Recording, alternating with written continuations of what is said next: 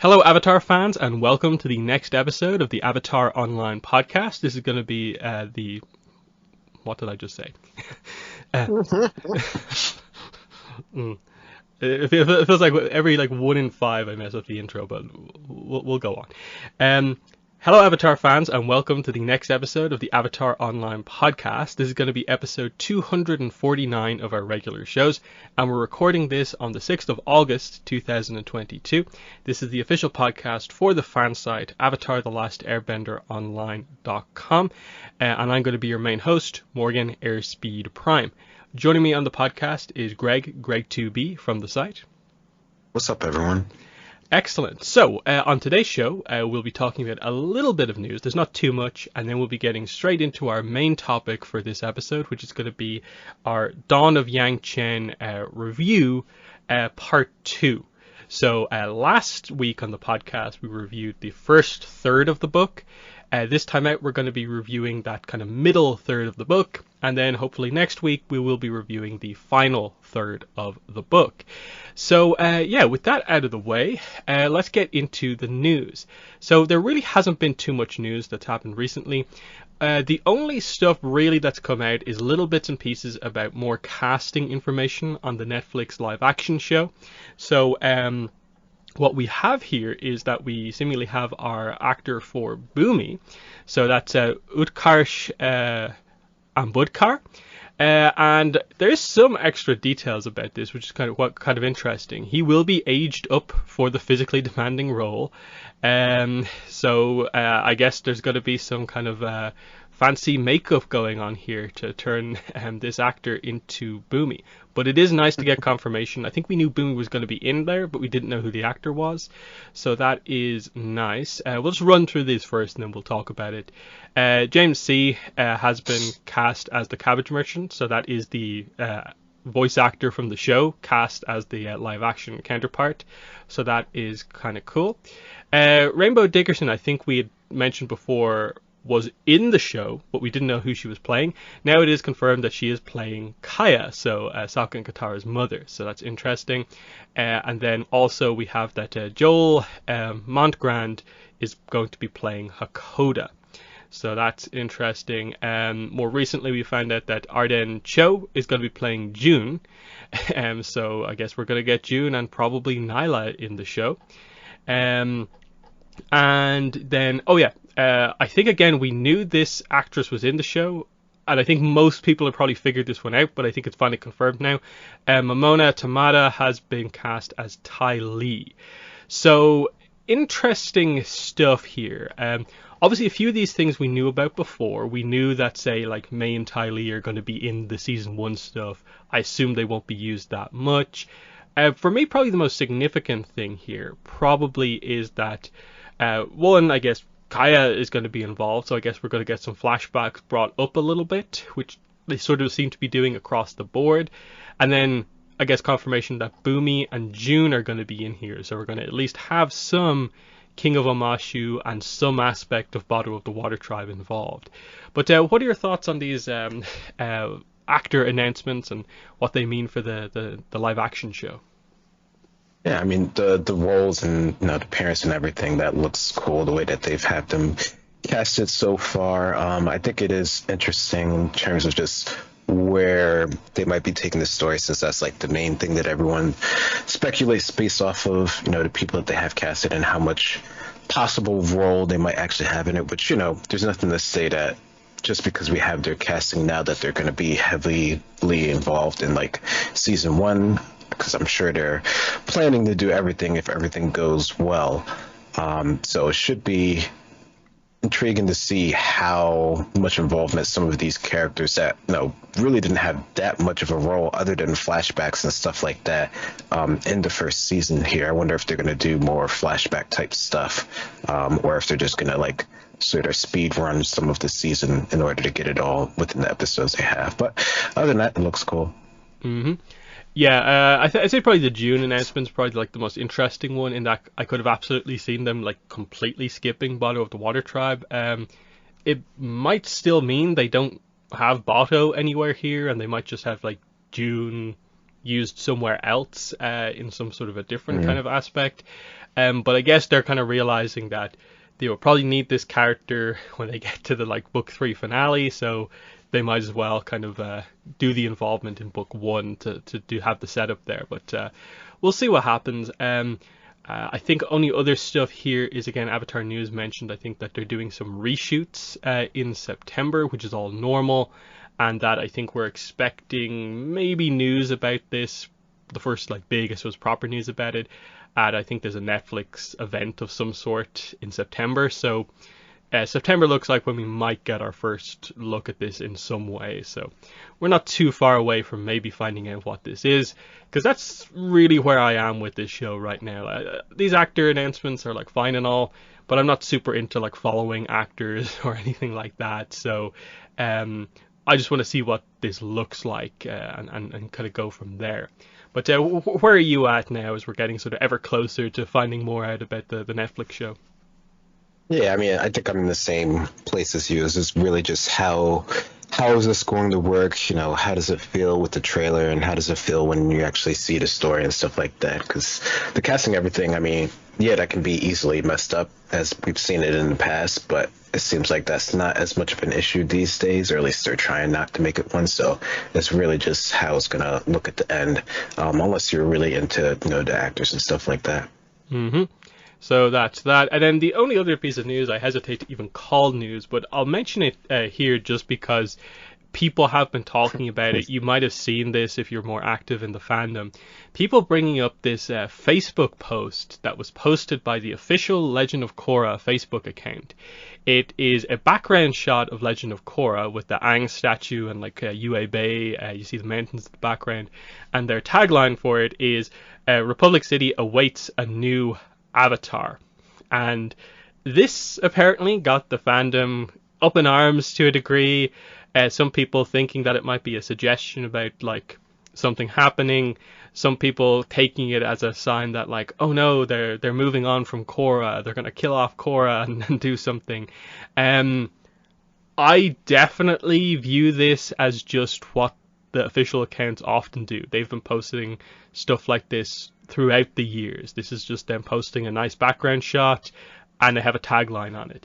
I think the biggest example of the fact that this isn't anything is if you go to the official Avatar Instagram, they post the exact same image, but their tagline is admiring the view of Republic City. So I don't think it's meant to mean anything like at all. I don't even think it's meant to be subtle.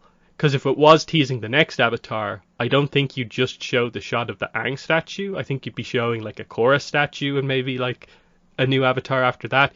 This is obviously just meant to be like the shot of Aang represents the idea that Republic City needs Korra more than anything.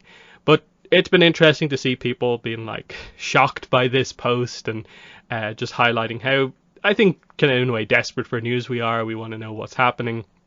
But this isn't anything in my opinion. But do you have any thoughts on this official Facebook post?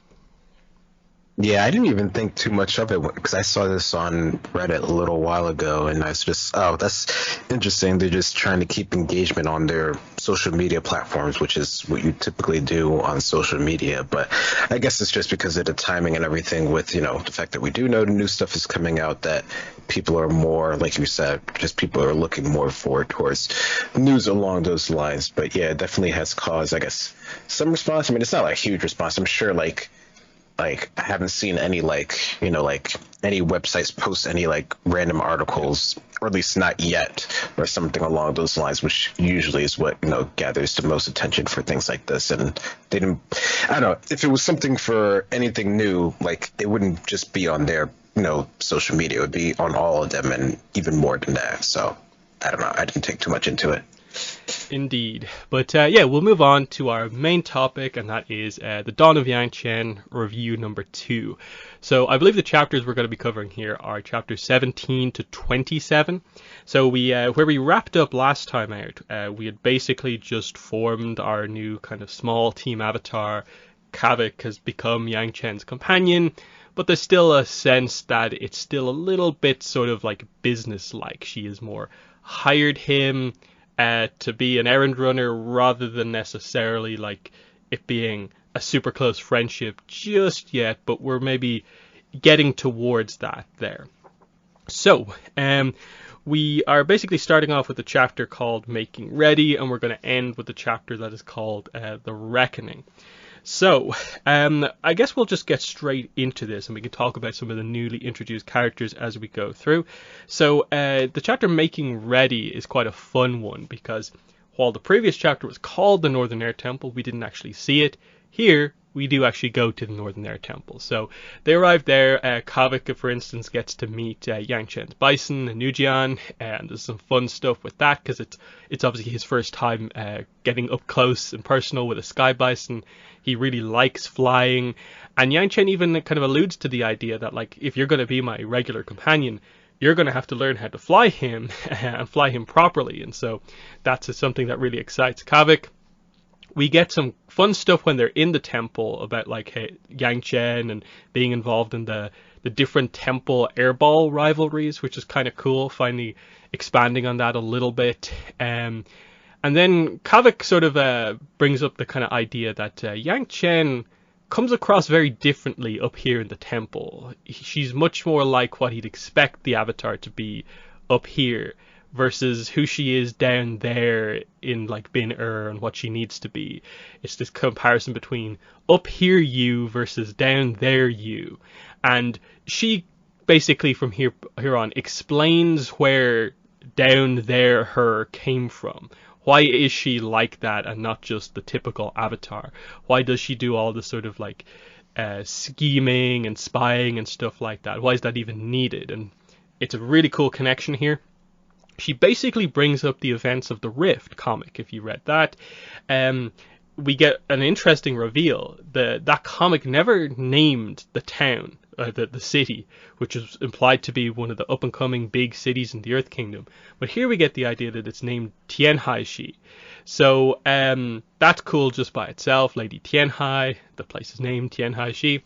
And she goes over what the book didn't cover, which was the aftermath, which was, she fought Old Iron, she created the deal, but then implementing that deal, which was the land to return back to normal. So an entire major city has to just stop existing. And that means a large amount of people need to be relocated.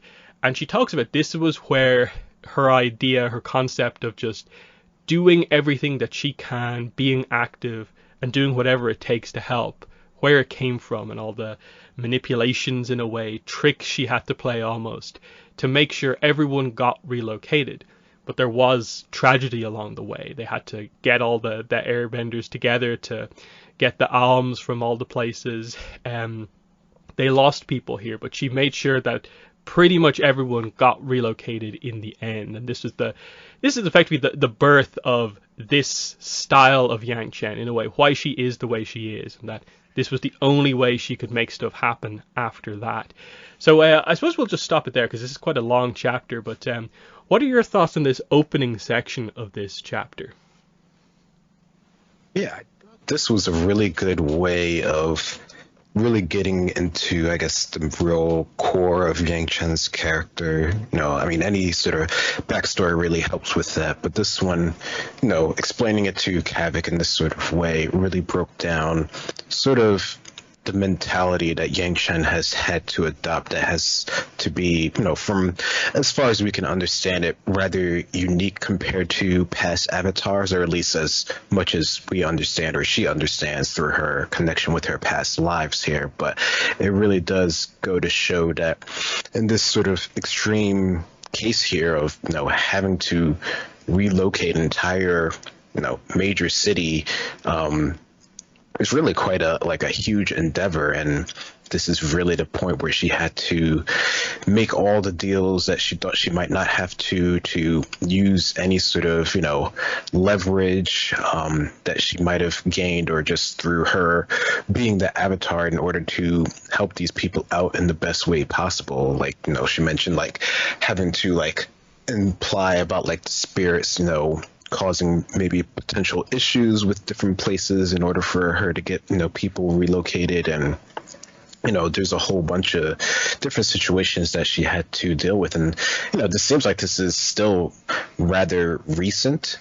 So, she doesn't, she's still pretty young. She doesn't have as much clout as you might, think. And, she's always being compared to Zito, as we see in later chapters coming up, that this is one where, she really had to go out of her way in order to help these people. So I thought that was really good, and it really does a good job of explaining to Kavik and us as the viewer why she is the way she is, and how this is something that she's still having to deal with. And even in later chapters, as we'll talk, she goes into a little bit more detail about how it's really like affecting her as a person. But this is definitely a good way to just sort of start the ball rolling on this idea. Mm-hmm. And yeah, like the idea of like how long ago actually was the events of the Rift is an interesting one, in that there are moments where it feels like it was maybe quite a while ago, but then it has to be relatively recent because she's still like somewhat new, somewhat inexperienced at being the Avatar. I get the impression it's like a year ago, probably.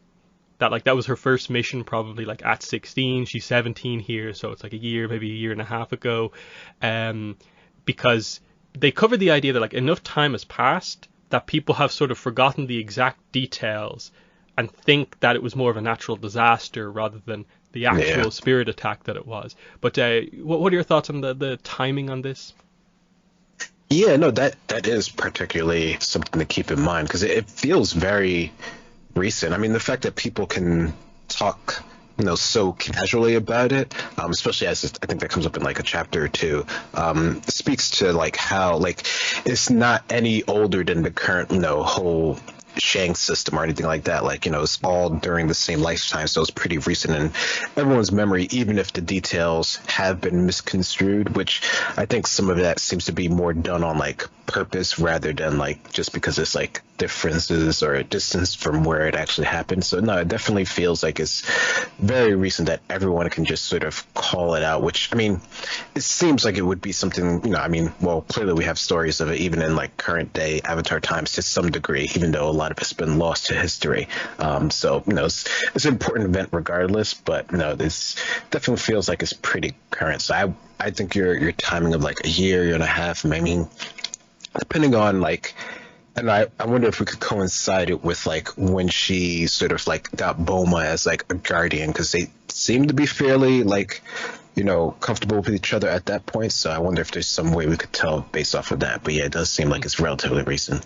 Yeah, because like, the Rift sort of just mentions, I think, something along the lines of like, I told the nuns I'd look after you. So obviously, like, on her first mission, they made sure he went with her and stuff like that. So we still don't really know, but it's interesting. The next part of this chapter, quite an interesting moment. They open up a little bit to each other. They kind of, Kavik realizes, oh, you must have like a kind of older sibling character that like you really look up to. He just gets that sense from her, and so they sort of in a way reveal the details of their kind of older sibling to each other without fully saying the details to each other. So Yangchen mentions like Jetson, that she died. So I think this is like the first full confirmation of that in the book, if I remember correctly, that Jetson for sure is dead.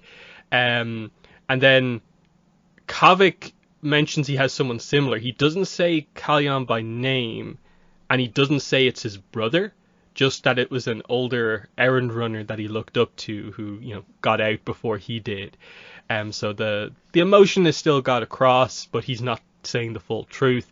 And then Yangchen isn't saying the full details of what exactly happened to Jetson, but it allows them to bond over the fact that they both sort of look up to, in a way, an older sibling type character and have lost them in some way along the way.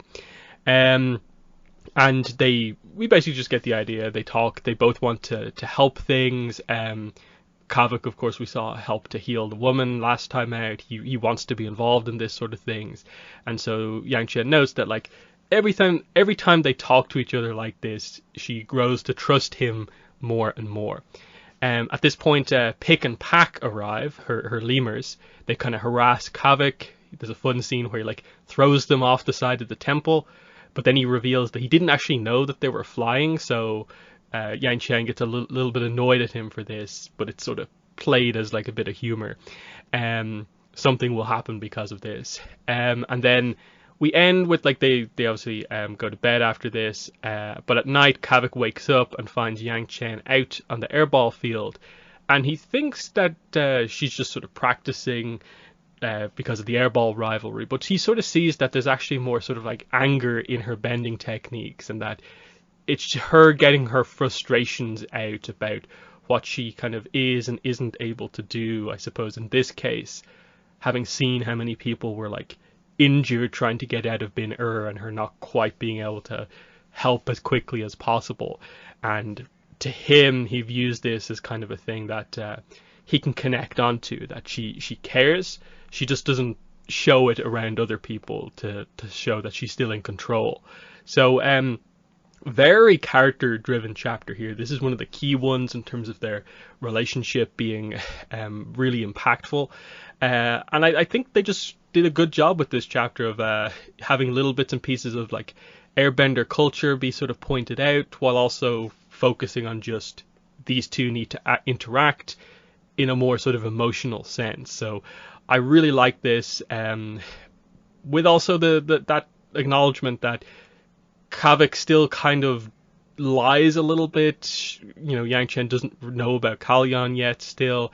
But what are your thoughts on the second half of this chapter? Yeah, they definitely do get across the point that they're trying to have them have more of an emotional connection, speaking about people that they care about, even if they're not telling, the full truth about the situation with Kavik's brother or Jetson.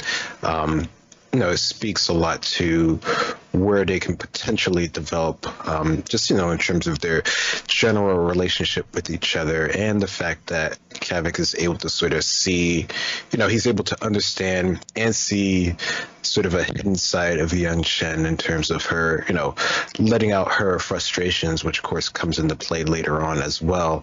I think it helps him, who pretty much has like very little trust for anyone in the world except for his parents, maybe, come to terms with what he's doing right now. He definitely feels like he's more on board with the plan, with the situation that he's going to have to be participating in, rather than just sort of a means to the end of, getting the passes so he can get his family out of the city. They really are trying to push forward the point that, these two can be real companions, and, even the little sort of like fun moments with the lemurs, I think it works really well to sort of, add a little bit of levity. I mean, I think, overall, this book, for the most part, is pretty like straightforward, like serious, but they do have, different moments here and there, and even one in the next chapter, which sort of shows that there can be some attempt at playfulness, despite, the horrible situation that is going on with the people in the different cities. Mm-hmm. And yeah, we move on to the next chapter, which is called Breaking In. So we basically cut to, they've left, they've arrived at John Dury, near the Fire Nation. Yang Chen literally like drops Kavik off into the water, and it's revealed that she did this because, as it turns out, that even though Kavik, after the incident from the previous chapter, got on better with Pick, Pak did not forgive Kavik for throwing them off the temple. So we get a very fun moment here as Kavik is dropped off into the water. And the idea here is that she's heading off to have her official meeting with Zongdu Chai-si, while Kavik is going to be picked up by some of Yang Chen's associates, and then, she'll meet up with them at a later point, and they'll organize how to get Kavik in with her sort of errand running system. That's the initial setup here. So in the water, he is eventually found by this older water tribe man named Taegum, and they seem to get on pretty well. They introduce each other because they're both water tribe, so they begin talking. But then Taegum just like takes Kavik by surprise and sort of like strings him up basically, and is like, then he starts this sort of coded conversation. Kavik eventually catches on and like says the right part of the coded conversation, and it's just this sort of note of like, Kavik's good, but he's still inexperienced at some of this stuff, and Taegum feels he's being a little bit amateurish with the way he was so trusting being picked up like that. But anyway, they arrive onto John Dury. but they need to get past the sort of checkpoint. And the idea here is that Taegum has set up Kavik to be his normal assistant because they look sort of alike, and that they can get by because they got the guard drunk the night before. But when they arrive at the checkpoint, they realize, oh, it's the boss. He is going to recognize the switch. And this is where Kavik has to make his move. So he just, without thinking too much about it, just falls, smashes his nose, and uses this like injury as a distraction, as a way to get through the checkpoint. And it works, and it sort of makes Taegum a little bit more impressed with Kavik. Kind of the thing that he's done in a few of the chapters beforehand, just like quickly impressing people who don't originally have a good impression of him. So pretty good stuff so far. But yeah, that is that chapter. So what are your thoughts on this one? Some fun at the start, and then the introduction of a new character. Yeah, I thought that was pretty cool. I don't know, it's always cool when you get to see a new character, and they seem that, even though, they sort of weren't trusting, you can tell that they can sort of get on well with each other, just because, they're sort of kin. So they have that little back and forth there before, Taegum gets a little bit sort of like cautious and sort of asks for the passphrase and everything. And I like that they do have that moment here where Kavik is seen sort of like the amateur compared to Cho in sort of the last sort of situation that was similar to this. So, there's that whole sort of back and forth just to show that Kavik he's good, but he's not quite, perfect or anything like that. And I think it's also, important to keep in mind that, like, I know sometimes you forget, or at least I forget, that, these characters are pretty young, like they're, older than sort of like the original gang or anything like that, but, they're still developing and everything like that. So occasionally having, some issues or some slip-ups here, despite, their apparent skills, is, kind of par for the course in terms of ways things go here. But no, I think it's, Kavik is able to think very quickly on his feet. I mean, he tries to figure out, like, how well he can sort of like impersonate this assistant that he's never known or whatever. I think they made a reference to like Love Amongst the Dragons in this one, in terms of like acting and stuff like that. I thought that was nice that they threw that in there. But he definitely, he's able to cover up things, and he's able to actually like bleed for the Avatar, which he makes a sarcastic remark about, since that's something that he's not, he's better on with Yangchen, but he's still not 100% on terms of like being like a super companion or anything like that, but he does want to help, so he's willing to go to extremes in some regard, and it seems to help in this case here.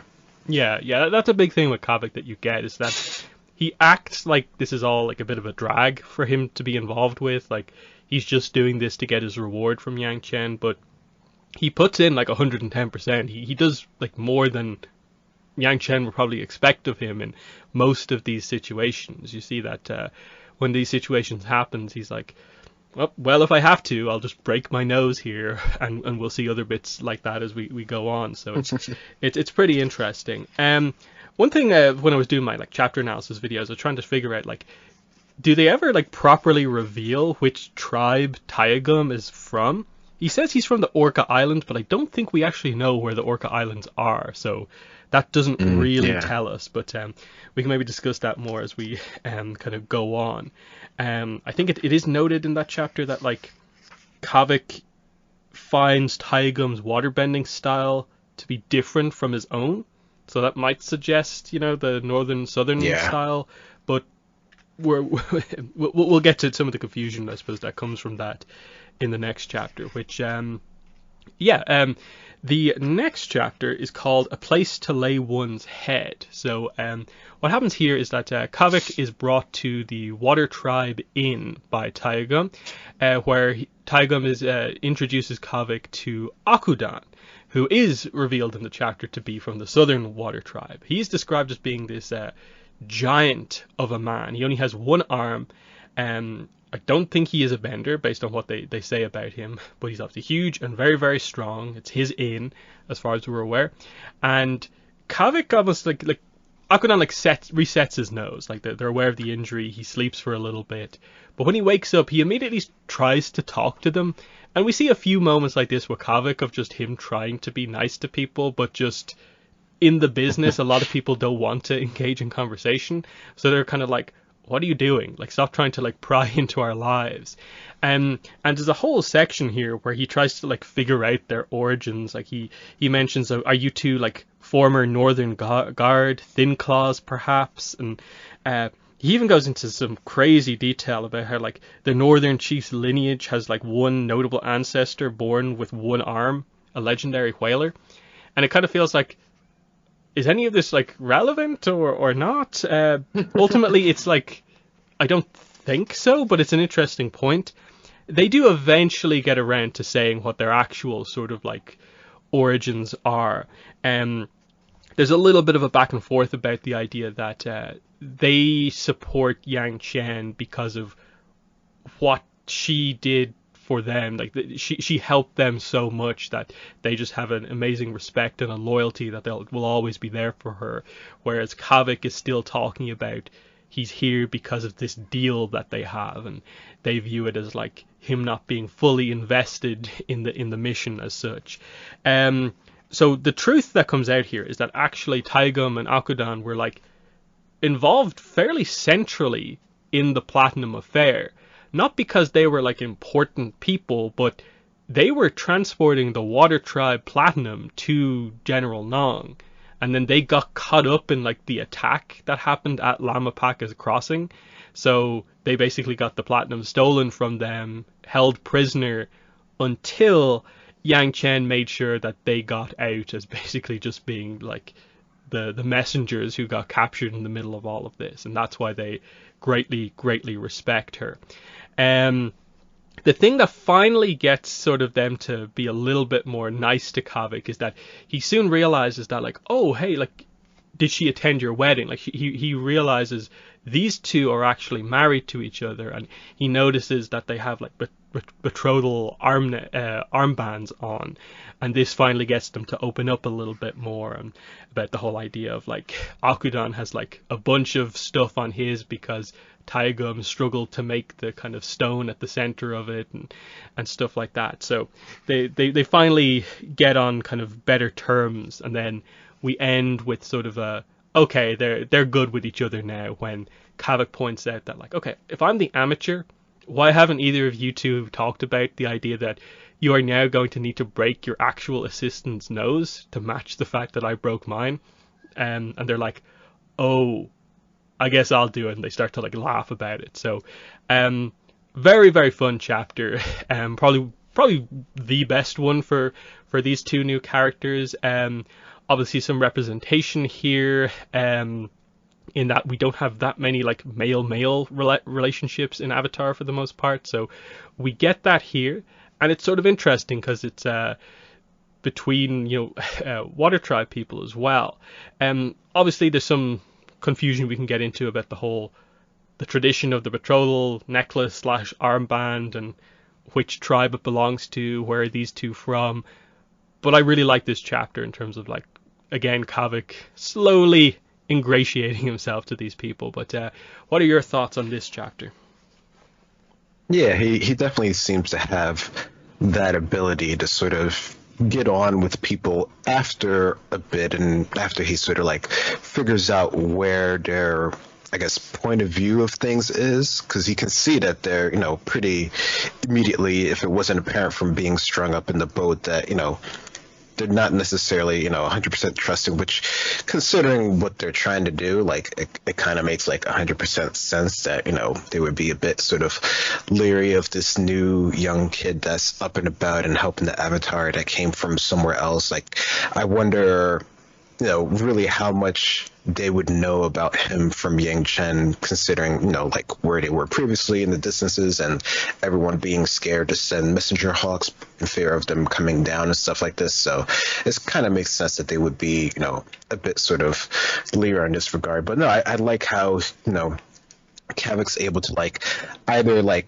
have some good intuition of things, or is just able to like make stuff up enough so that it sounds good, so that he can like actually like converse with them. I mean, he does try this later on with another new character that we meet, and it doesn't seem to work nearly as well with him. So maybe just because these are two of his sort of like kin, that his conversations with them go pretty well. But no, I like the idea of these two new characters, how they're actually like, you know, in a relationship, and that works well with like the story. And I think that just, it helps in terms of, you know, making it more interesting in terms of what could happen later on, depending on, you know, how the story goes in the future. You know, the whole joke with Yangchen being at their wedding, I thought was a nice way to put it in there. But they do say that they were married before that.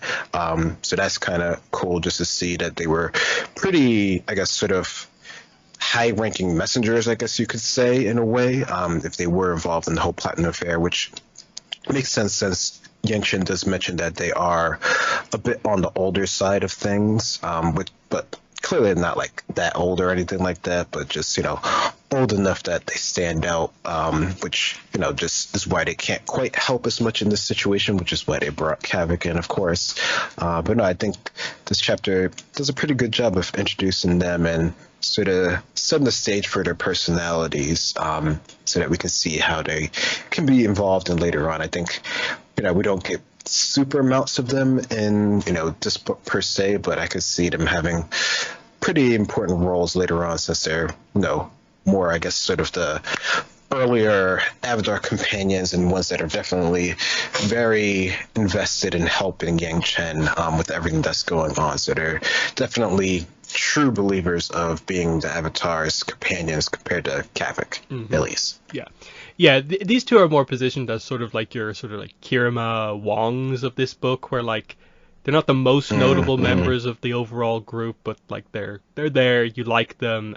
You want to see more of them. I think it's mentioned when Taigum is first introduced that he's in his 40s. I think that's at least how Kavik like views him. And again, because the Platinum Affair was only 8 years ago, it makes sense. It's not like ancient kind of history type stuff.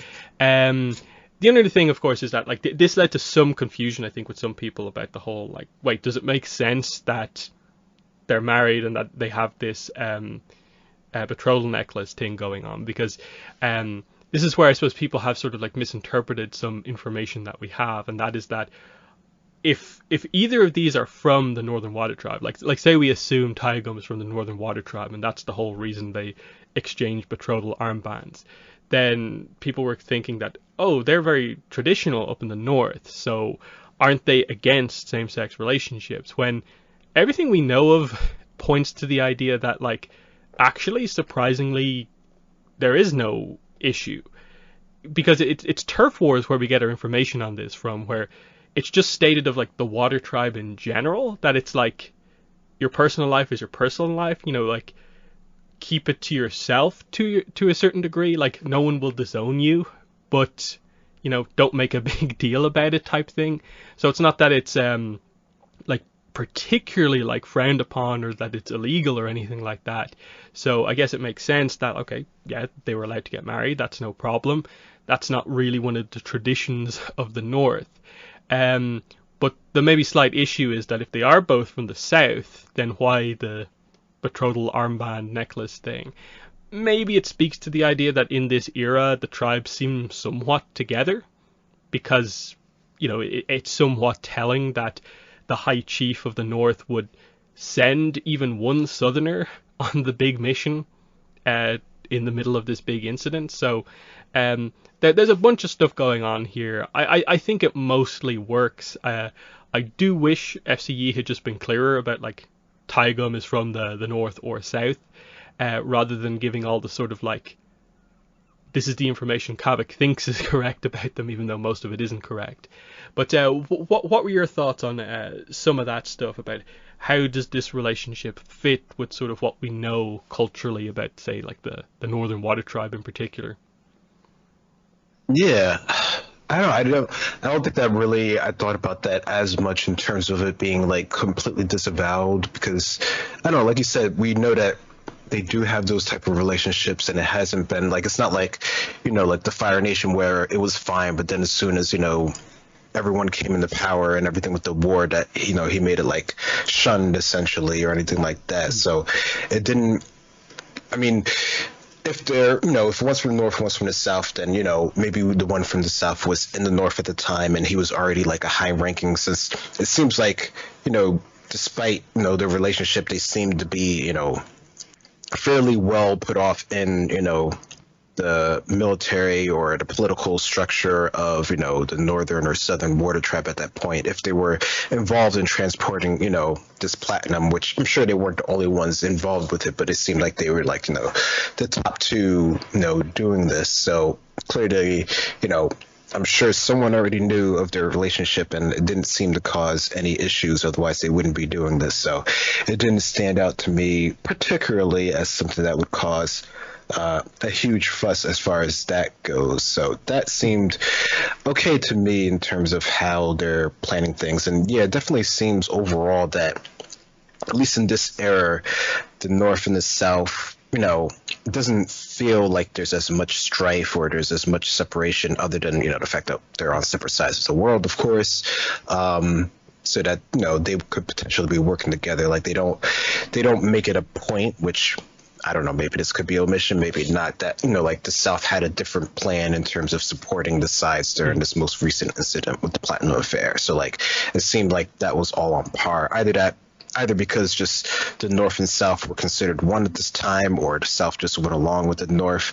It seems like, they were at least in agreement about this situation, because I mean, one could easily support the other side, especially considering the distance. So there wasn't any sort of like civil war type thing, at least in this era, that I got the hint of. But I don't know, maybe that's reading into it too much. Yeah, 'cause it definitely feels like it makes sense for this to be a good era for the water tribes, just because if they're going for the idea of like the three main world powers actually all having power, you need the water tribes to be united to make that make sense for the water tribe side of things. So there's that as well. And then just on the northern water tribe kind of point, there is the Avatar Legends role playing game stuff as well, where like we find out that like Eska and Desna attend same sex relationships, weddings. It's not stated that like they made them happen. It's just that they now want to change the attitudes in the north from being sort of like keep it to yourself, private affair, to no, make a big celebration out of it. Like make it normal to do that. So that's why they attend them, and it's mentioned that that's what they're trying to do, change some of the traditions, change minds a little bit. But it was never the case that like same-sex marriages were like illegal in the Northern Water Tribe. So there's that. Next chapter though, chapter 20, very important one here. This is sort of our equivalent to the meeting with Honsha from the first section that we did, but this is where our other Zongdu that we get focused on here. So this is where Yangchen arrives basically at Zongdu Chaisi's house, which is noted to be surprisingly plain compared to all of the others, which seem all about money and displaying their wealth and stuff like that. They just want to get in, earn enough money to live a lavish lifestyle, and then get out. That doesn't seem to be the case with Chaisi, just from the outside of what Yangchen is seeing. So she arrives into the house. She's waiting for Chaisi to come down to her, and Yangchen takes a look at the bookshelf. And we get 4 books noted here. One is a collection of sort of like kind of analysis of Guru Lahima's works. One is the complete works of Guru Shoken. And then there are 2 other books, which may or may not be important. One is called 10 Chapters on Celestial Circles and Other Artful Mathematics. And the other is called The Flame in the Mind, Oscillations and Harmonies. But pretty quickly after this, Chaisi does arrive down. There's a very important thing noted here, which is that Yangchen didn't know, despite having somewhat good information on Chaisi, is that she's actually 7 months pregnant. So that's a bit of a surprise for Yangchen. They immediately start talking about the books, and Yangchen asks, like, who's Shoken? I've never heard of him before, which is interesting because we know from the Kyoshi books that Lao Ge said that Yangchen read Shoken. So this is obviously the origin of that, and this gets into some of the first really interesting things about Chai-Si, which is that she says she is drawn to his writings because he's a bit of an unknown. No one knows where Guru Shoken came from, what nation he was from. And she says that it's somewhat of a similar situation for herself. She's from this island that's in between the Earth Kingdom and the Fire Nation. She's no benders in her family line, and so that's why she connects to this. After this, they do get down to business, and basically it's this surprising thing where Yang Chen doesn't actually need to give her whole sort of speech again. Chai-Si knows what she wants and is like, I do actually want to help. And this surprises Yang Chen in that, like, oh wow, it's all working, everything I want. And then she realizes, wait, I'm getting everything I want.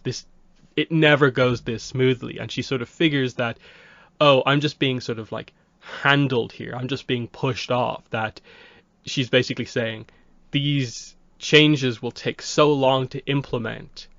Unless I just stay here the whole time, nothing will ever happen. That this is just saying yes to get rid of the conflict for now, but it will never actually come about. So that gets into a little bit of a conversation about Yang Chen mentioning that, oh, if it's going to take that long, then is there any way to change things so that you can stay on as Zongdu for longer than your kind of planned term? But she says, like, oh, no, absolutely not. That's the one, like, hard and fast rule of being a Zongdu. So that's, like, the first section of this chapter. So, very interesting stuff here. She is going to be, like, a very fascinating character, Zongdu Chai-Si, in terms of speculation for the next book and so on. But what were your thoughts on her kind of debut here in the book?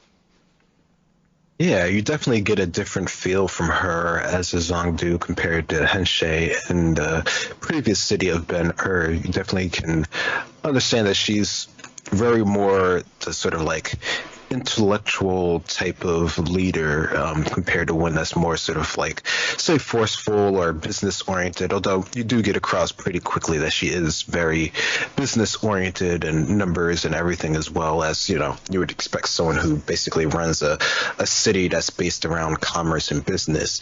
But, you know, you sort of get the feeling that she has a different sort of like air to her, which you get, you know, even more of that in the coming section. But, you know, just from the introduction here with Yang Chen, you can see that, you know, there's some things here that, you know, they could potentially get on rather well with each other, if not for, you know, the current situation of what they have to deal with here. But no, it's definitely a nice or interesting sort of introduction to these two characters. The whole bit about sort of like blessing, you know, the child to be, which I guess is a standard thing for air nomads or the Avatar per se, but you can see that she doesn't even think of that, or, you know, completely, you know, is against it. So clearly she holds some sort of contempt, or just, you know, sees more of her own personal values higher than something externally can be given to her. Mm-hmm. So then they walk outside at this point, and they basically get to discussing the idea that, like, both of them as sort of like world leader-esque characters are spied upon, and effectively kind of the different approaches to dealing with that. And that Chai-Si gets surprisingly dark here when she mentions how she deals with spies, and actually mentions that, like, oh, my current attendant at the moment, he's a spy for the Fire Lord, and I'm going to deal with him. And she basically describes in kind of like pretty crazy detail that, like, oh yeah, well, when I eventually get around to it, and I'm done manipulating, being aware of this situation, I'll make it so that, like, he wished he, like, didn't exist, basically, like a really brutal way of talking about it. And then we get just to the idea that, okay, they're about to kind of say their farewells to each other. She gives Yang Chen the Guru Shoken book with the idea that this seems to be one of the only things from her kind of family lineage history that she knows about, which is that you always give a visitor a kind of notable kind of a thing that means something to you as they leave. And so this is where Yang Chen gets the Shoken book from, and then suddenly reveals that, like, oh, and by the way, I found this letter that was meant to be for you. It's from the Sauwon clan. They seem to have a major problem there." And she's like, "Oh, the poor children." And Yangchen knows exactly what this is straight away. She reads the letter, and basically what has happened here is that the issue with the phoenix eel spirits on Mainka Island has come back, and Yangchen leaves like immediately. Like, she is furious at this situation because, one, what was in the letter, but also realizing that Chai-Si had held on to this letter for a certain amount of time. That meant it like didn't get to Yangchen like beforehand. So angry about two things, but realizing that she needs to act immediately and go to Mainka Island, when the whole plan was that she should be returning straight away to Kavik, Taegum, and Akudan to plan the next stage of the mission. But this is a complete sidetrack that she has to do here. So Chai-Si's manipulation begins to come out right at the end here. So yeah, what were your thoughts on this second stage of things? An even different turn for the character of Chai-Si. Yeah, no, you definitely start to see some of the underlying sort of like, you know, harshness of being a Zongdu in these type of cities, and how you have to deal with people and spies, and how you have to be able to manipulate them, which, you know, is something the whole book is all about. Like, every character is manipulating other characters. It's really just like, how brutal are you with dealing with them? And you can see here that Chai-Si is definitely not above, you know, taking any route needed to deal with people that, you know, have wronged her in any sort of way. So you definitely get this, you know, Yangchen is pretty upset by this, and, you know, pretty much brings the meeting to a halt at this point here. But, you know, they do have the last little bit about handing over the book of Shoken, and, you know, I wonder how Yangchen will view, you know, those readings and those teachings whenever she does get to read it, since we do know that she does eventually read it.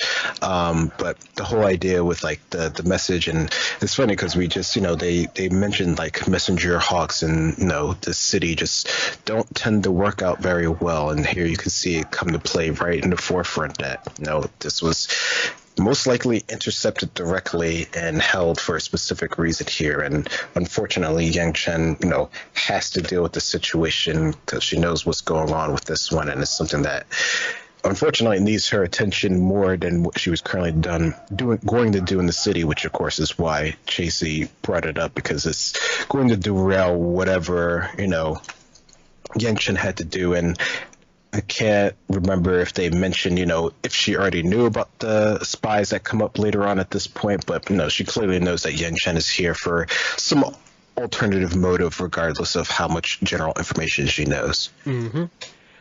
Yeah, this section is very interesting, because what we were told about like the other Zongdus, like Honsha, for instance, is that like there's sort of like almost an unwillingness to like just have people eliminated because they're so afraid of the actual authorities coming in.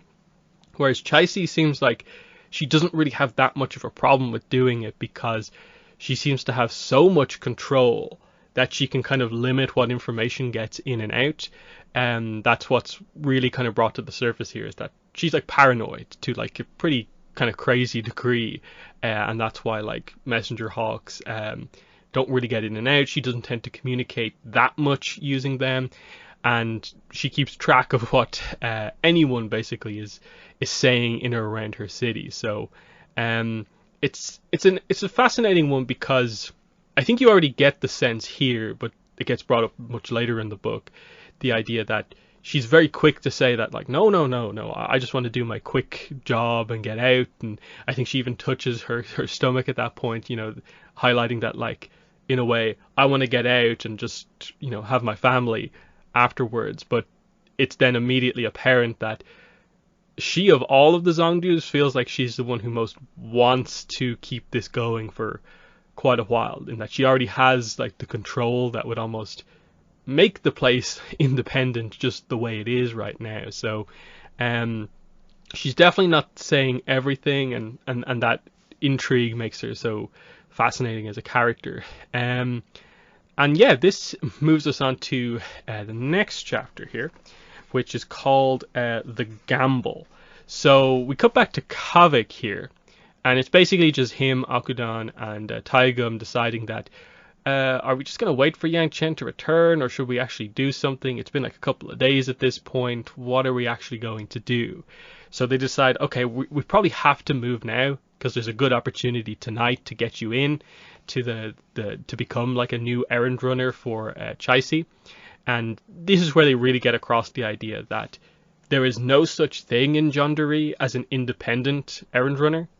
If you want to do that here, you're working for Chaisi. That's how much control she has. So he arrives at this Merchants Association and decides, okay, how am I going to play this, actually sort of get noticed? So he decides, I'm just going to sit down, play Paisho, and just have a game last a really, really long time. Not stand out that much and hope that that works. And so he just plays super defensively, game doesn't go anywhere, and he eventually does get picked along with some other people. They sort of run their mouths a bit and sort of get dismissed, meaning that Kavik sort of, just by playing it cool, gets through to the end and is brought into the back, where he sees, I suppose, the contest to decide who his partner is going to be on these upcoming jobs. So there's this knife throwing contest going on in the back. One sort of fancy rich guy nails like the shots perfectly, knife into the bullseye, and then the other knife into the back of the first knife. So like you can't really beat that basically. But then his opponent, a character named Jujinta here, decides that instead of doing this, he just stabs the other guy in the arm. So he doesn't kill him or anything like that. He's just like, what good is a knife thrower with a bad arm? And it's just like, so I got the job. And it's basically like, well, can't argue with that. So it's going to be Kavik and this new character, Jujinta, teaming up on the mission. An interesting enough chapter. I think this one definitely depends a lot on that they've set up Kavik to be like reasonably skilled. And so you know he was always going to play it somewhat cool here. And the fact that you sort of see other characters act sort of amateurish and get thrown out, and that's sort of the reason that there's sort of impact to this chapter. Without, I think, some of the setup from beforehand, that this maybe could have come across as a little bit of a boring chapter, as he just like waits around and just gets picked randomly. But there's decent setup beforehand that gets across like the sort of tension of the situation, because you're not really aware of what he's really being brought into, especially because of what you just learned before, that like Chaisi is like brutal and dangerous. So he's getting into something quite big here. But interesting chapter. I don't think this is quite the chapter to go full on in depth on Jujinta, but we'll come back to him when he has a bigger involvement. But what were your thoughts on this chapter? Yeah, I thought this one was pretty good. I think from, if you like Kavik, I think that's like a big thing to keep in mind, is if you like this new character and what he brings to the table, that he does a lot of, you can see him, his previous experience with him being an errand runner in another city and being, a reasonably skilled one, a reasonably skilled independent one, come out to play pretty well here. I think, from as soon as he gets into this new establishment, like he pretty much keys in onto that, there's someone in the back, probably the boss who we learn about later on eventually, watching the things that are going down in this, gambling, establishment here. So the fact that he's able to sort of, set himself up in a situation where he can, basically outlast any of the other potential, interviewees in this sort of situation, I think is pretty skillful on his part here, because he's able to sort of work the situation towards his benefit, and him along with a couple other ones get picked, and to sort of get brought to sort of the facility where they're actually going to be chosen for the actual sort of job that's going to be. And he notices that it's very more organized than it was in the previous in his previous city of Ben-Ur. Just the fact that they have one place to essentially interview people, and then another place to actually, which is basically like a hideout, a safe house for anyone who's part of the association. just speaks to the level of organizability that they have here compared to where he was before, which I think for the most part he catches on pretty quickly in all of this, as well as in later chapters as well, when he actually really gets like involved with everything here. But no, I thought this was pretty cool. I mean, it makes me wonder, when we do learn about his brother and everything, was he already here, and was he already sort of found out at this point in terms of like being this sort of the character who he really is, versus being sort of like undercover, or thought to be undercover at this part. But no, I thought this worked out pretty well. It definitely shows just more the Aaron Runder spy sort of aspect that Kevin has to deal with a lot of the times in this book. Mm-hmm. Yeah, 'cause that's probably one of the more interesting aspects of this chapter, is that this scene basically gets like referred to later on, that the boss actually just made it so that Kavik would sort of go through by himself, and it's meant to be used as this thing to highlight that, oh no, Kavik is not maybe as skilled as we think, or is that just sort of an emotional manipulation tactic, because as the reader, we do view Kavik as being like having the potential to be good in this situation, and we see that he is. So how much of that is like true or not, and that, so would Kavik have got through, or was he specifically chosen because of who the boss ends up kind of being? What way did you end up sort of like interpreting that? Like, was that just manipulation, but that Kavik actually did prove himself here, or did he only get through because of the boss?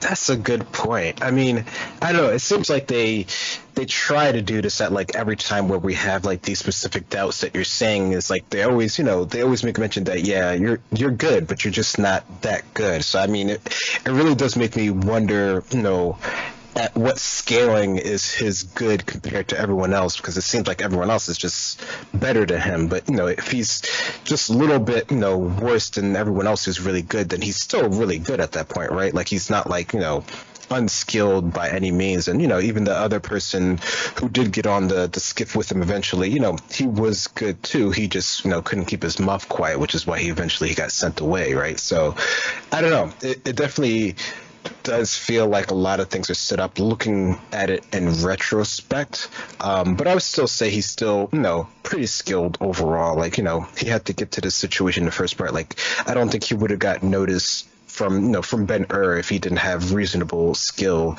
in order to get as far as he is here. But it does feel like once he gets to Jandari, a lot of things are more set up. But the fact that he's able to survive most of these situations, considering everything, definitely speaks to him having a certain level of skill that's above, say, like the average person, even if he himself like looks down on himself in terms of like his abilities. A lot of the times it feels like, either intentionally or just because of his personality, or the complexes that he has, that he is downplaying a lot of his abilities that seem to work out really well, unless he's just really facing people that aren't that good. So then maybe it's the other way around. Yeah, that's definitely a key point, is that like he is very harsh on himself because of events from the past, and he brings that along with him to this day. And again, it's meant to be that sort of comparison between the potential for him to be this amazing, heroic new Avatar companion, and it's working for him, versus the Kavik the Lesser, basically, that he always considers himself to be, that he can never live up to his brother's shadow, that sort of thing. But we move on to the next chapter, which is basically Yang Chen arrives on Ma'inka Island, the home island of the Sewang clan. And she's furious. She is absolutely furious with the whole clan. She meets up with the two kind of heads of the clan here. And basically the idea here is we find out that previously Yang Chen had made a deal with the Phoenix Eel spirits. She had relayed to the clan the importance of keeping all aspects of this deal. And if they do, nothing will happen. Nothing bad will happen again. But obviously, the only reason the Phoenix Eels are attacking again is that they broke the deal. And she's completely aware that the whole time going through this, the blame is on the humans, not on the spirits, and she is just super blunt and frustrated with them. She's very commanding around the leaders of the clan here. They immediately are like, we're so sorry for this. They do show their dishonor here. We see that they have like a box of top knots, basically. Like most of the clan has cut their hair to show their dishonor, and then I think directly in front of Yangchen, the two heads do it right in front of her. There is a kind of interesting like past avatar kind of memory moment here where they kind of imply a past avatar obviously lost their honor and did the same thing, a past fire avatar, and so Yangchen is a little bit kind of like repulsed by this whole thing. We find out that what has happened here is that the Phoenix Eel spirits have sort of like trapped a lot of the children across the island in a sort of sleep. So effectively sort of trapped them in the spirit world type thing. And Yangchen does not want to see the affected children because she remembers what happened to Jetson. They don't go into it there, but they just allude to the fact that sort of something similar to what has happened to the children happened to Jetson. And then we sort of end the chapter with her going off to negotiate, but asking the final question to the clan head of like, if Avatar Zito had sort of been the one to create the deal, would it have been broken? And they're kind of like, wait, he was involved? And that just proves Yang Chen's point ultimately that like, oh, it's as simple as that, is it? The person you respect, you're fine, and you'll agree with their deal, but because I was the one who made the deal, it's apparently it can be broken.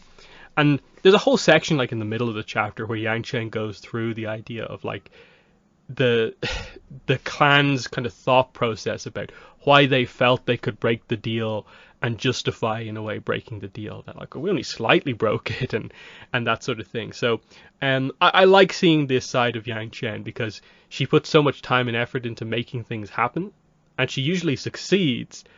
That having to come back and do this again, you can see why it's a major problem for her. But she wants to help, but she needs to make it clear that this is a serious problem. I can't just keep doing this because spirits are not something you want to deal with. So I was pretty happy. Like we also cover this in the next chapter as well.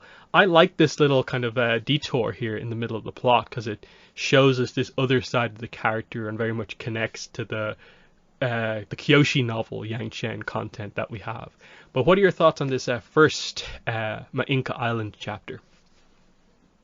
Yeah, it definitely does a lot to sort of connect, sort of like, we know the idea of, Yang Chen supposedly being really good with the spirits and that she was a great sort of like bridge avatar that helped, preserve, sort of the traditions and the history and, was a great mediator between, the two sides of the world, the spirits and the humans in terms of this regard here. And here we can see that this is one instance where, she did work to be a great mediator. She, was able to, succeed in what she was going for. Neither side was completely happy, of course, but, that was something that she was willing to go with. But unfortunately, the humans on this side didn't hold up to their end of the bargain here. And, we do find out more about this, but from this one here, we can see that, this sort of situation has really, shaken Yang Chen to her core at this point. Like, she doesn't want to see, the actual results, even though they mentioned that they'll show, her to hospital. They do sort of the dishonorable thing of sort of cutting off all their top knots, or most of them at least. And, this plays into her a lot. And she does, sort of offhandedly, say to them that, she might not actually help them, even though she knows that at her core she would help them. So you can definitely see that she's, struggling a little bit with what she has to do, or just, the results of what she had to do before. And this is really, playing out sort of in the worst case scenario for her here. So it's definitely just one of those times where she, she could have, she probably did, as much as she thought was needed at the time in order to arrange this previous agreement. But, she learns that in this case here, she herself, which I guess is kind of understandably, but I guess it's something that's hard to see unless you're looking in retrospect, her as just being the avatar of this era or the new avatar of this era doesn't really hold that much weight. Like she doesn't have enough, power or political sway or whatever you want to say as her own sort of avatar. And the fact that, Zito or using Zito's name would have potentially, I don't know if that would have been really 100% because, maybe it would have taken, 5 years or 10 years for them to sort of like forget the dealing and go their own way anyway.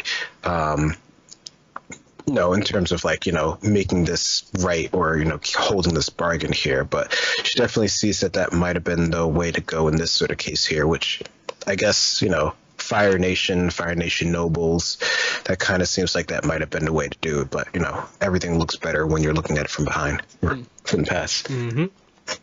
And an important other detail is just as we go into the next chapter.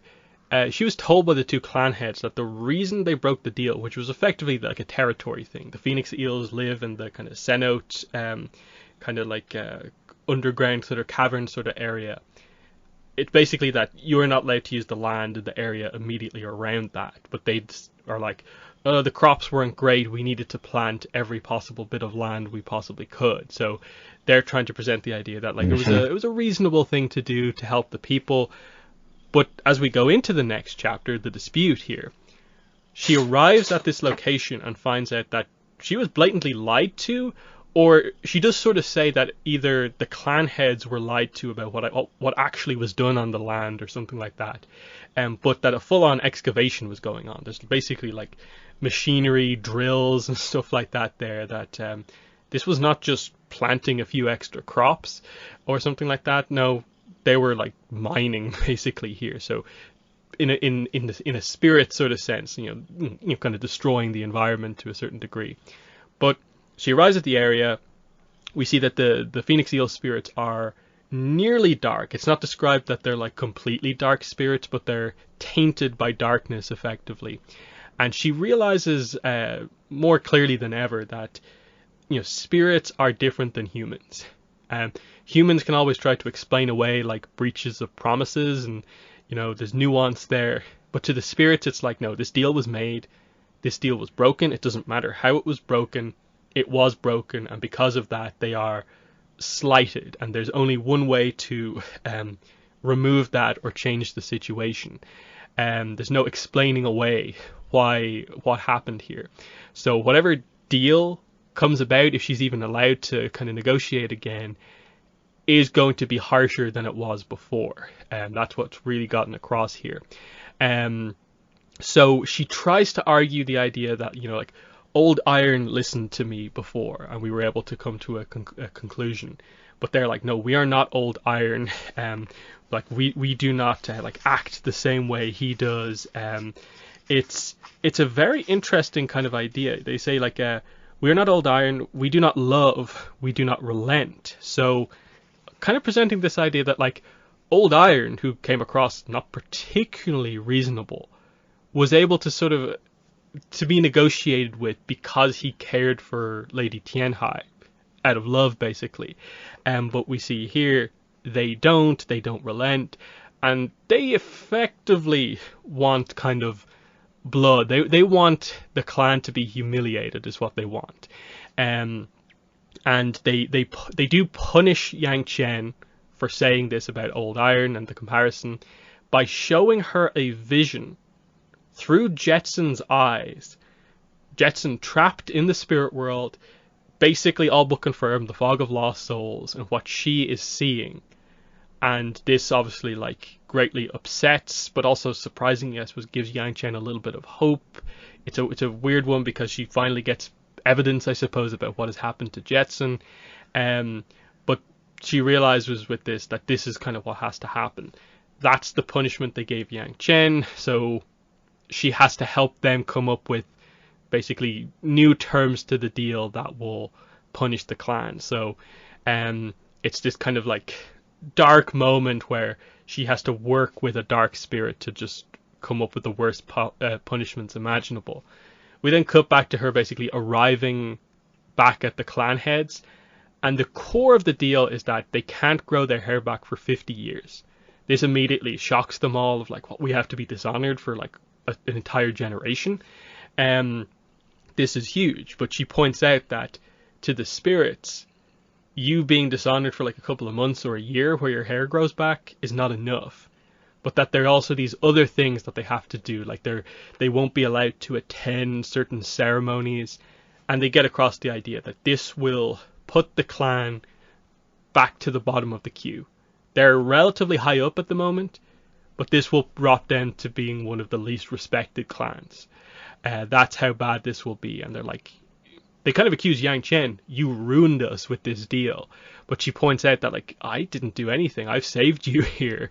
But she's aware of how devastating this is and does try to get them back by saying the same thing herself of, like, you know, it'll be tough for this generation, but people in the future will be able to thrive again. And they're like, no, that's not good enough. But then she says the same thing using a Zito quote, and this sort of calms them down. So it's kind of like you've lost the melon, but you still have like the seed, basically. And the whole kind of Heibai kind of dynamic is brought up again here. So at this point she takes her leave, but she has received another letter from Zhongdu Chaisi saying that basically, remember when I told you about dealing with spies? You know, I found your spy and have eliminated them. So this is this crazy cliffhanger that sort of implies Kavik has been like killed. So we're wondering like what on earth is going on here. So things have gone from like bad to worse for Yang Chen. But very, very impactful chapter. I always love the ones with spirits, and a lot of this the comics and the novels always write the spirits really, really well in terms of helping us better understand them as, like, yes, a very different form of being. That, yes, they can talk, but they view things completely differently to humans do. And I like this, the idea that they're partially dark, that means you can't properly negotiate with them. The Jetson vision bit is a really, really cool detail that's just kind of put in here as a way for, like, they somehow know that this would hurt Yang Chen, and it speaks to the idea of, like, the Phoenix Eels are very, very powerful, being able to show her like a vision of someone else in the spirit world. And then lots of fantastic stuff here, but this is effectively the exploration of like what Yang Chen says to Kyoshi in The Shadow of Kyoshi, which is that the mistake I made was, in a way, trusting humans too much to keep these deals up over time. In that we know that, I guess, the Sawang clan do keep this up for a certain amount of time, but that these Phoenix Eel spirits do go dark again in the future, which is what Karuk has to deal with. So she creates these deals that don't ever fully fix the problem, but they end up creating a problem when the deal eventually gets broken, and that's sort of the core problem here. She's a great negotiator, but it's like, is that actually the best way to deal with spirit problems? Is probably the bigger topic to have. But what are your thoughts on this, the meeting the Phoenix Eel spirits again? Yeah, no, her negotiating skills are definitely put on the test here. And, it does make you wonder, is there a better way she could have gone about doing these deals? I mean, spirits, obviously, they're going to outlast any human, and, even generations of humans, like, they're going to be around for a lot longer unless something, drastic happens to them. So would there have been a better way for her to make these deals? I mean, I don't know. I think, with any avatar, it's like, you make the best of whatever situation that you're currently in, which, it seems to be, her idea of like being an action-oriented avatar and dealing with things head on, even if the head on is sort of like mediating deals, for short term. At least in short term, maybe just being like a human generation life or two, they tend to work out here. But no, I thought this was definitely interesting to get this perspective on, these Phoenix Eel spirits and how they view, the world and how they view beings, and how, we have a comparison with them to General Old Iron, and how, I guess even if he did seem like he was brash and didn't take anything in terms of, what Yang Chen was initially saying, his whole, I guess, idea of being like a spirit is he was caring for another spirit being. So he, by default, I guess you could say that he had sort of that like default compassion sort of built into him. So he was, even if he didn't seem like it, he was a little bit more lenient towards speaking and being negotiating and being open, even though it didn't quite seem that way in the comic for sure. But yeah, the eel spirits here, while not being fully dark or anything like that, because she does make a note that if they were fully dark, that she probably wouldn't be able to do anything in that sort of case, which is of course what Kuruk had to deal with later on. That she was able to at least get some results from trying to negotiate with them, even if she did have to deal with like the traumatic experience of having to see Jetsam and what we're assuming is the Fog of Lost Souls, and everything that deals with that. So that should be a key thing to look out for in the next book per se. But yeah, the results of it and what the clan has to do for the future is, it definitely, I think you definitely get the understanding, and they only really say like a couple of the things they have to deal with, and there's a lot more. Some of them, pretty impactful, other ones not impactful, but like you said, the end result that is definitely going to put them at the bottom of the pecking order for the future, which, considering what we know what happens in Yangchen, you can see how that plays into different things. So it's interesting to see how that sort of connects to Yangchen's time in terms of the clans and their current status in the hierarchy of the Fire Nation at later on points in the time. But yeah, there's definitely a lot that goes on in this one, just dealing with the spirits, and then the sort of final result of the cliffhanger with the spy and everything like that. I thought that was pretty, I don't know, that definitely comes as a bit of a shock. I mean, I guess depending on your idea and stories and how they flow, you probably could assume that maybe nothing too bad happened, but we definitely have seen other characters, maybe not as important as Kavik, but other characters in general, just being killed off at this point. So who's to say, something else couldn't happen to one of the characters that up until this point we have a preference for. Mm-hmm.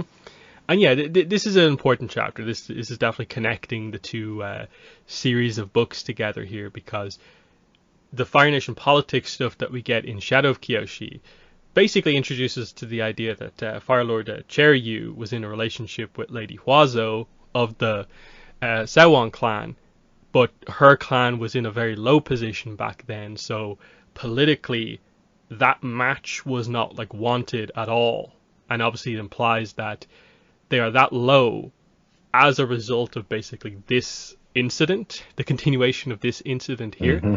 that pushed them back like an entire generation, because we assume there's like, getting into Kyoshi, it's like in or around say like 100-ish years for like the rest of Yangchen's life, Kuruk's short life, and then teenage Kyoshi.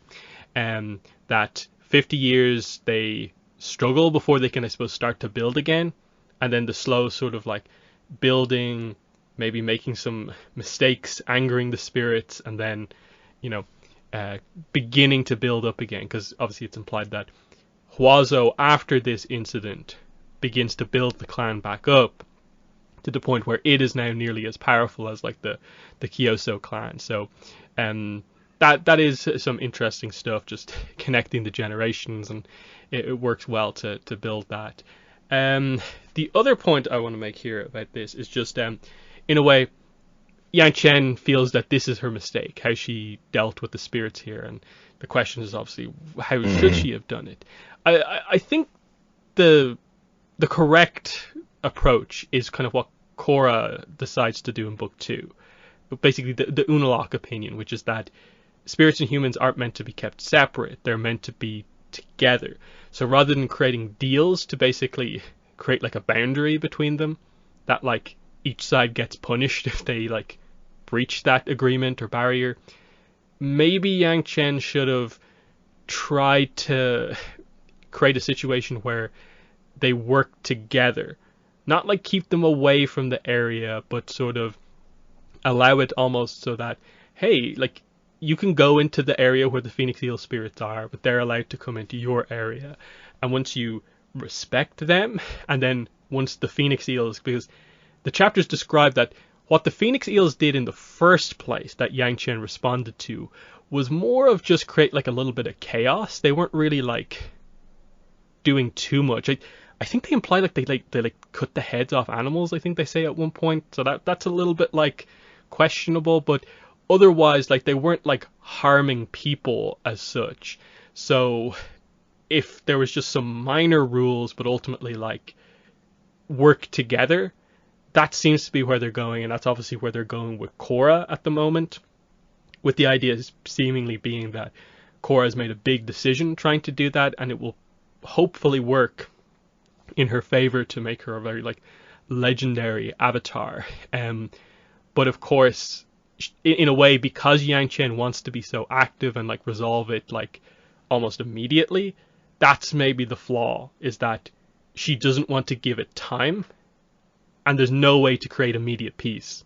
So she views the sort of like the deal that is not the long-term solution is a temporary peace, and that's kind of the why it's a flaw, but also not like a devastating flaw of Yang Chen's reign. But what are your thoughts on that? Like that being what Yang Chen goes down as viewing as being her flaw as the Avatar, and what she maybe could have done. Yeah, no, that is a good point. Like her idea of like going for it now, making the deal, creating, this sort of temporary peace truce, which, it worked temporarily, but in the long term, it definitely, obviously it didn't have as much success. And, the way that Korra is going about it, about integrating the two different groups of people, has the potential at least to have, a longer lasting impact, which definitely seems like, hindsight looking at it now, seems like it would have the best sort of chances of success. I mean, I do wonder if that would have really have worked during Yang Chen's time. Like, would the Fire Nation of that time been open enough to having an open discourse with these spirits? Would these particular spirits even have that sort of interest? I don't know. I would be hesitant to say, and of course this is post after them breaking the deal, but the idea that they were already having these issues between spirits and humans in this area doesn't lead you to believe that they would have been as successful in terms of working with each other. Although, you did mention that, and they do say that they were more, mischievous is what they said, in terms of, the spirits messing with the humans initially, which, mischievous can be, a wide range of things. So to humans, it might seem bad, but to the spirits maybe not. So there is a range in terms of that, but I don't know, it doesn't seem, and I think by the end of this conversation that you have with the heads of this particular clan, it definitely seems like they're a very sort of, as most Fire Nation, or at least Fire Nation people, as we've been led to believe, are very sort of like proud and sort of uptight in terms of their thinking. It doesn't seem like these particular Fire Nation people would be as open towards dealing with the spirits as, say, other particular clans would be. I don't know. And at this point, with them, being at this low point with all their children being, essentially in comas, they might have been more open to that idea. And, maybe they could have seen the benefits of working with spirits if they could help them, for their own personal gains. But, that definitely is something to consider. And I don't know, it definitely seems like these spirits don't particularly view humans in any sort of high regard, or even the Avatar. Like, they make the whole comment about, calling her little egg and little, the shell, and, having the yolk inside and everything like that. So either that's because of, the way that these deals went down, but they don't even seem to hold, the bridge between the two, worlds in any sort of high regard here, which just, I don't know, it speaks to me more of their contempt that they have for humans in general. But, maybe in another couple hundred years or whatever, maybe then they'll be willing to more work with humans directly. Yeah, and this is obviously the problem on the other side of, as we've like talked about before, which is that even in Korra, it seems to be very much like humans need to learn how to respect spirits, but it doesn't ever seem to be brought up like the other way around. That like, this is the physical world, that humans have lived here all this time. And sure, they might not be as ancient as most spirits, but this is their world fundamentally. The spirits have the spirit world. They're protective of it, but they're also allowed to be protective of parts of the physical world as well. And there's just that sense where like there needs to be a little bit more like equal treatment there, and that's where I'm kind of always wondering, like, is Korra ever going to eventually get to that point where she realizes she maybe needs to be a little stricter with the spirits about, like, if you want to live in the physical world, you have to make some allowances as well, not just spirits have to learn how to respect you, because there is that sense of like most spirits do think themselves like above humans. That was old Iron. That's the way he considered them. The Phoenix Eels seem to think that way. You know, Wan Shi Tong like respects humans to a certain degree for the knowledge, but doesn't seem to otherwise like them. That's a major issue that also kind of needs to be explored here as well. And obviously that's something that's going to take a lot of time, and that maybe Korra will do it, but maybe that will be the next Avatar's job to finish that. But we'll see what happens with this, because a lot of these plot points don't get addressed in the book. Like, we'll learn more about Jetson and what happened as we go on, but fundamentally, like, it's set up more for the next book. But next chapter, chapter 24. What we get here is Kavik and Jujinta's first job together, we find out, is to dispose of two bodies. Two spies that have just been eliminated here by Chai Si, or the boss, whichever way you want to kind of look at it.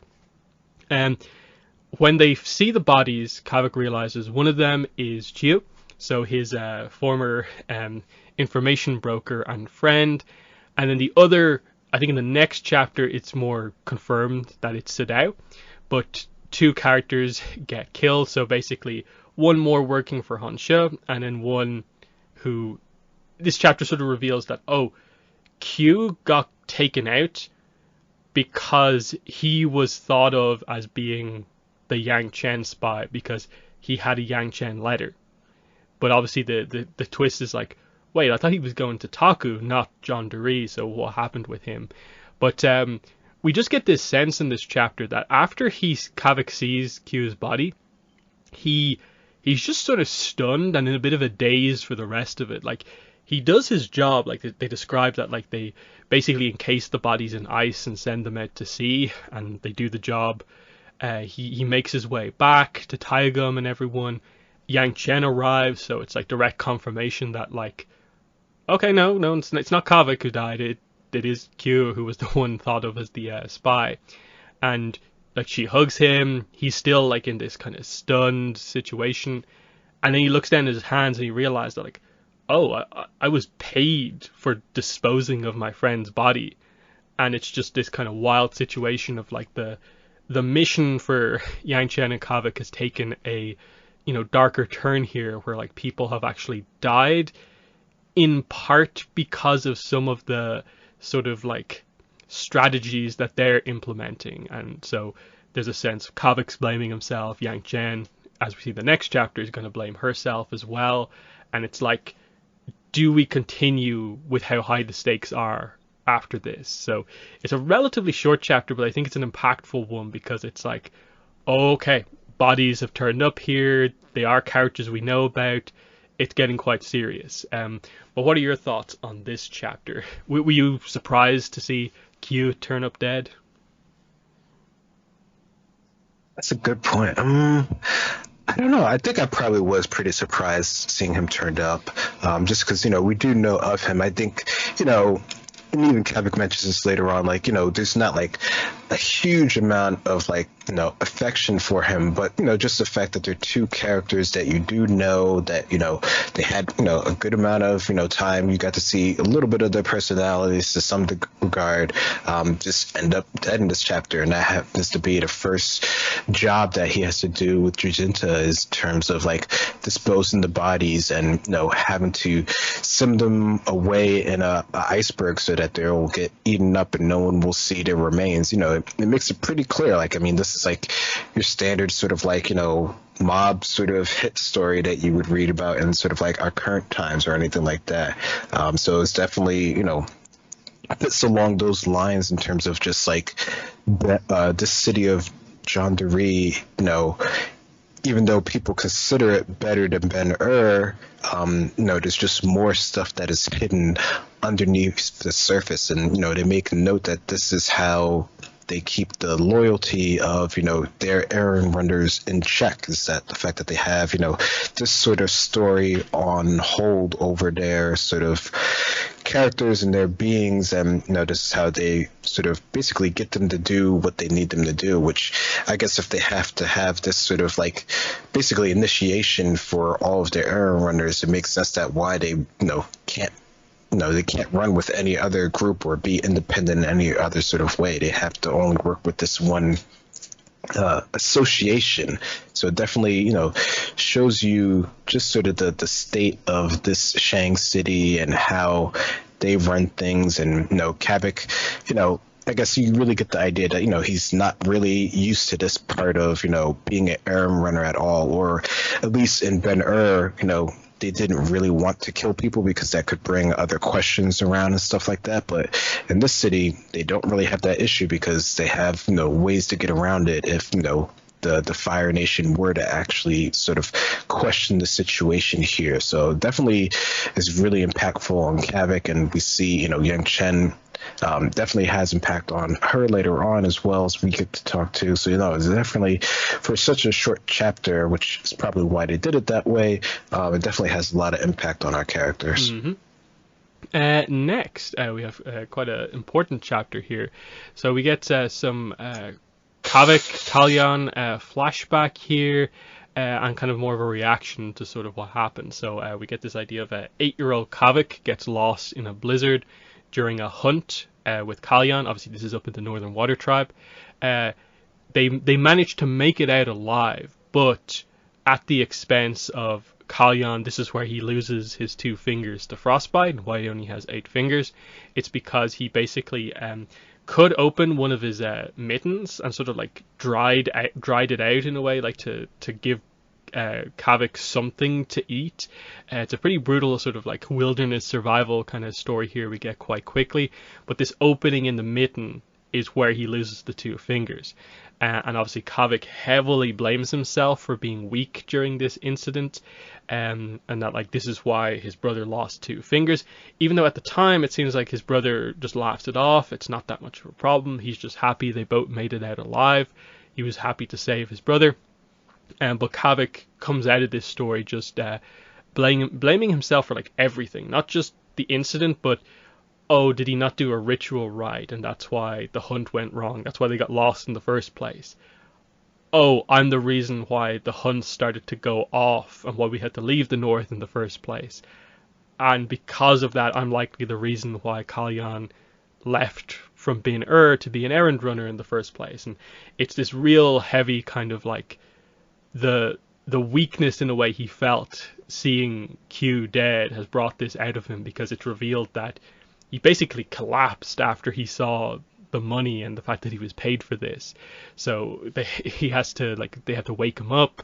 He tells them what happens, and this is where obviously Yang Chen gets the reveal that people have died because of the planning.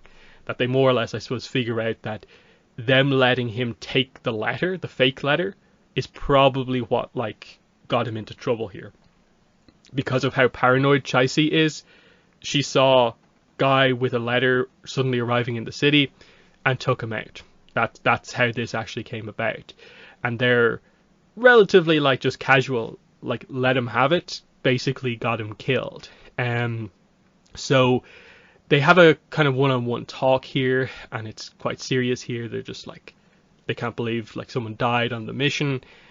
And she does offer him the chance to basically like leave. She says like, you'll still get your reward, you've done as much as you can. But he actually wants to stay on, and they just sort of bond over the idea. They both don't want to lose anyone more on the mission, and she doesn't want to lose him, because obviously she was surprisingly upset at the potential idea that Kavik was nearly killed. She thought it was him.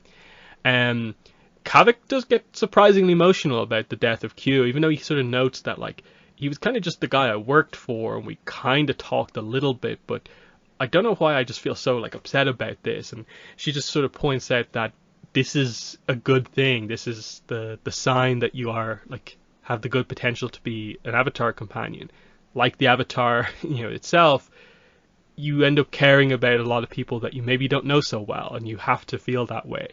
And so Yang Chen makes him feel a little bit better by just noting that because Yang Chen remembers Q, it means he will somehow deep down be remembered by avatars to come, basically. In a weird way, that's how he'll be remembered. And there's a very nice moment at the end where he's just kind of this is the moment where they truly come together as avatar and companion, and we get the whole idea of it's not just you have to be my companion because we're working together on this mission, but it's no, you have now chosen yourself truly on your own to be a companion. That is the truest sense of it. So very, very important chapter. Again, a lot of these more emotional scenes over the last few chapters have really worked well to kind of bring them together quite close over this, and the fact that someone's died sort of on their watch just helps that further.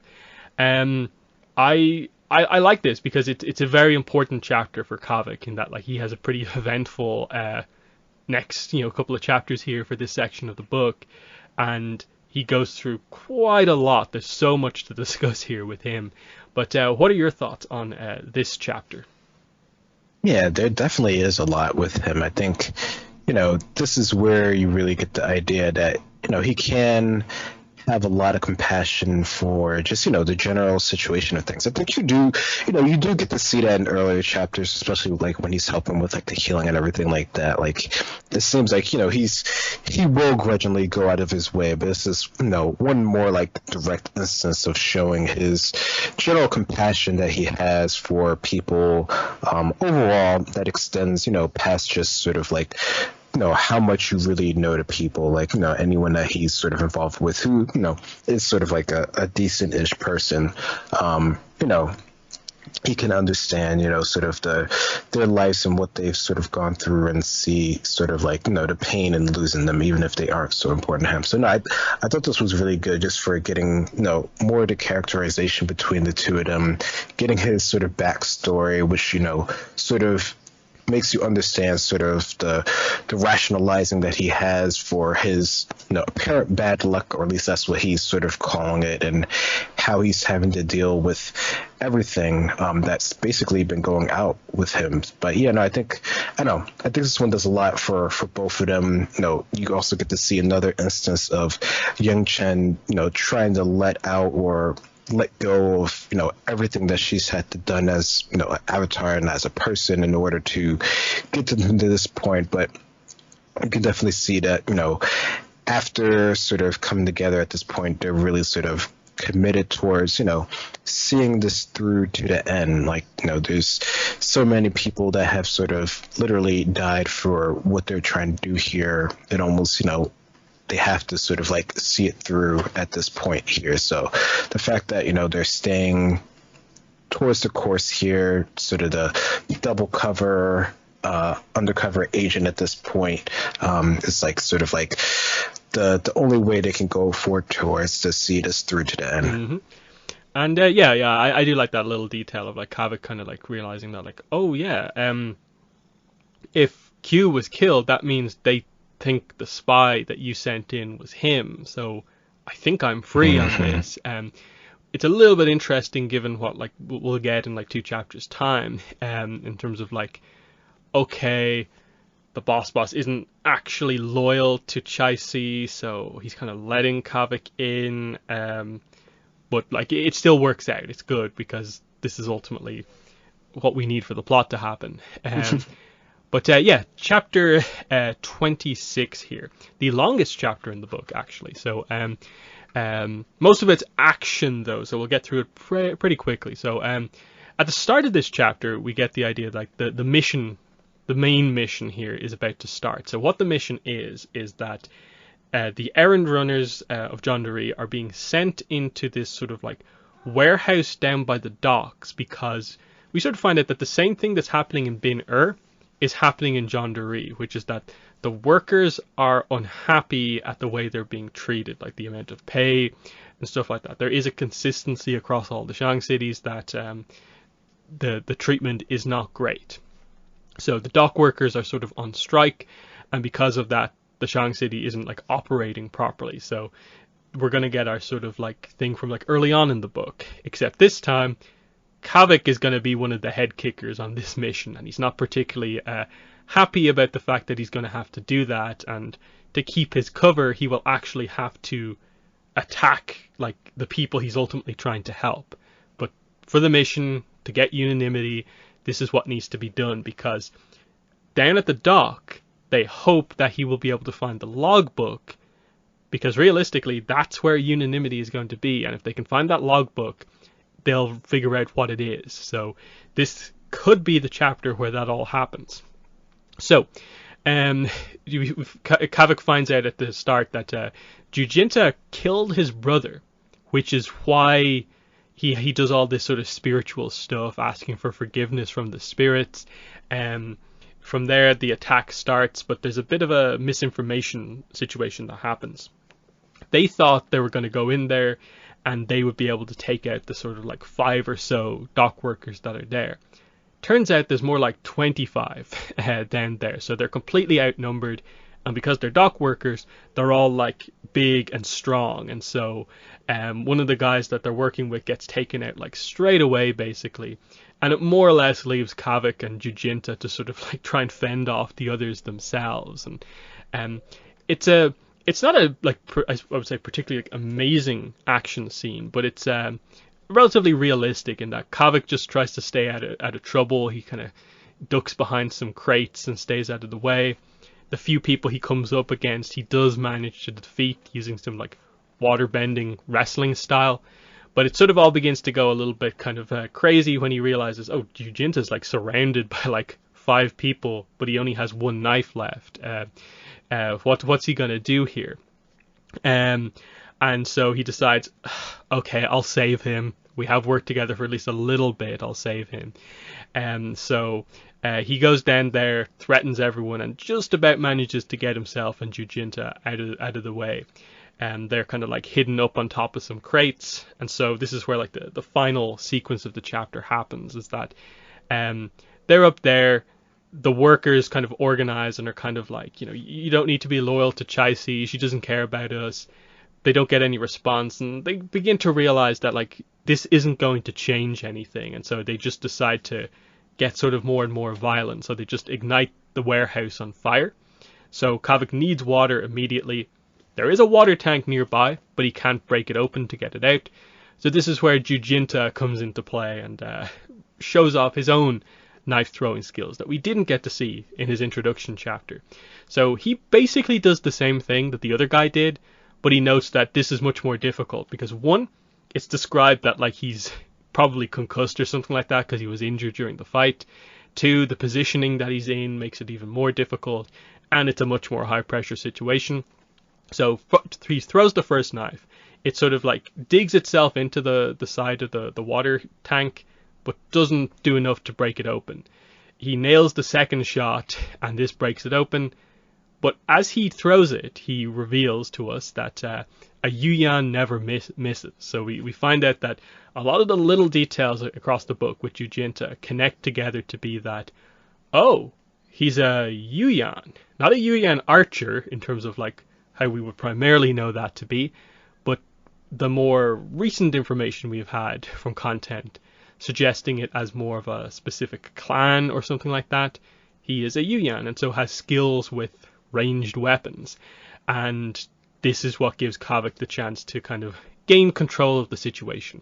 Now, from here, most of the action happens off screen in between chapters, but the idea seems to just be that Kavik sort of clears up after this but causes a lot of damage. So, like I said, long chapter, but the main result of this is that he doesn't quite accomplish what he needs to do. That we're not quite ready to get the full reveal and everything just yet, but we'll talk about that more in the next chapter. What were your thoughts on this action chapter here? Yeah, definitely a lot of action, and it does go on for quite a while because there's like a couple different stages. I mean, they start off with the whole planning on sort of both sides, just, in terms of like scouting out the area, the whole sort of like initial conversation that Kavik tries to make with Jujinta, which he gets a little bit out of him, but not too much out of him. But you also have the whole talk with Yang Chen as well, in terms of like setting up the stage for her.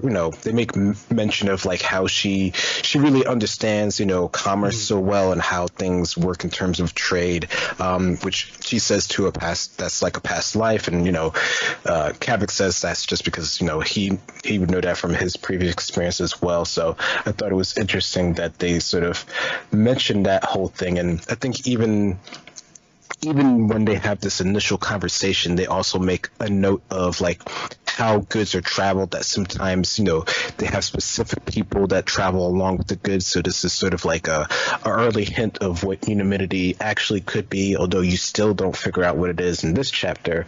But yeah, the whole raid that they have going on here, how this the whole idea that they're going on this raid, it feels very more organized, which is just the whole idea of gendarmerie in terms of their structure, like the fact that the dock workers are being, holding this sort of like essentially a trap at their own facility, just speaks to how well things are set up in terms of them, being organized, not in terms of how well things are actually run in the city, because it seems obviously things are just as bad. But the fact that they're prepared for, these essentially hired goons to sort of come in and sort of force their hand in releasing everything, just speaks to where they're set up for things. Because I think they said they thought it was going to be like 5 or something people, but it was like like 24 or more people that were actually there ready and waiting for them. So I don't know, I guess it's surprising that the association was even able to come up with anything, and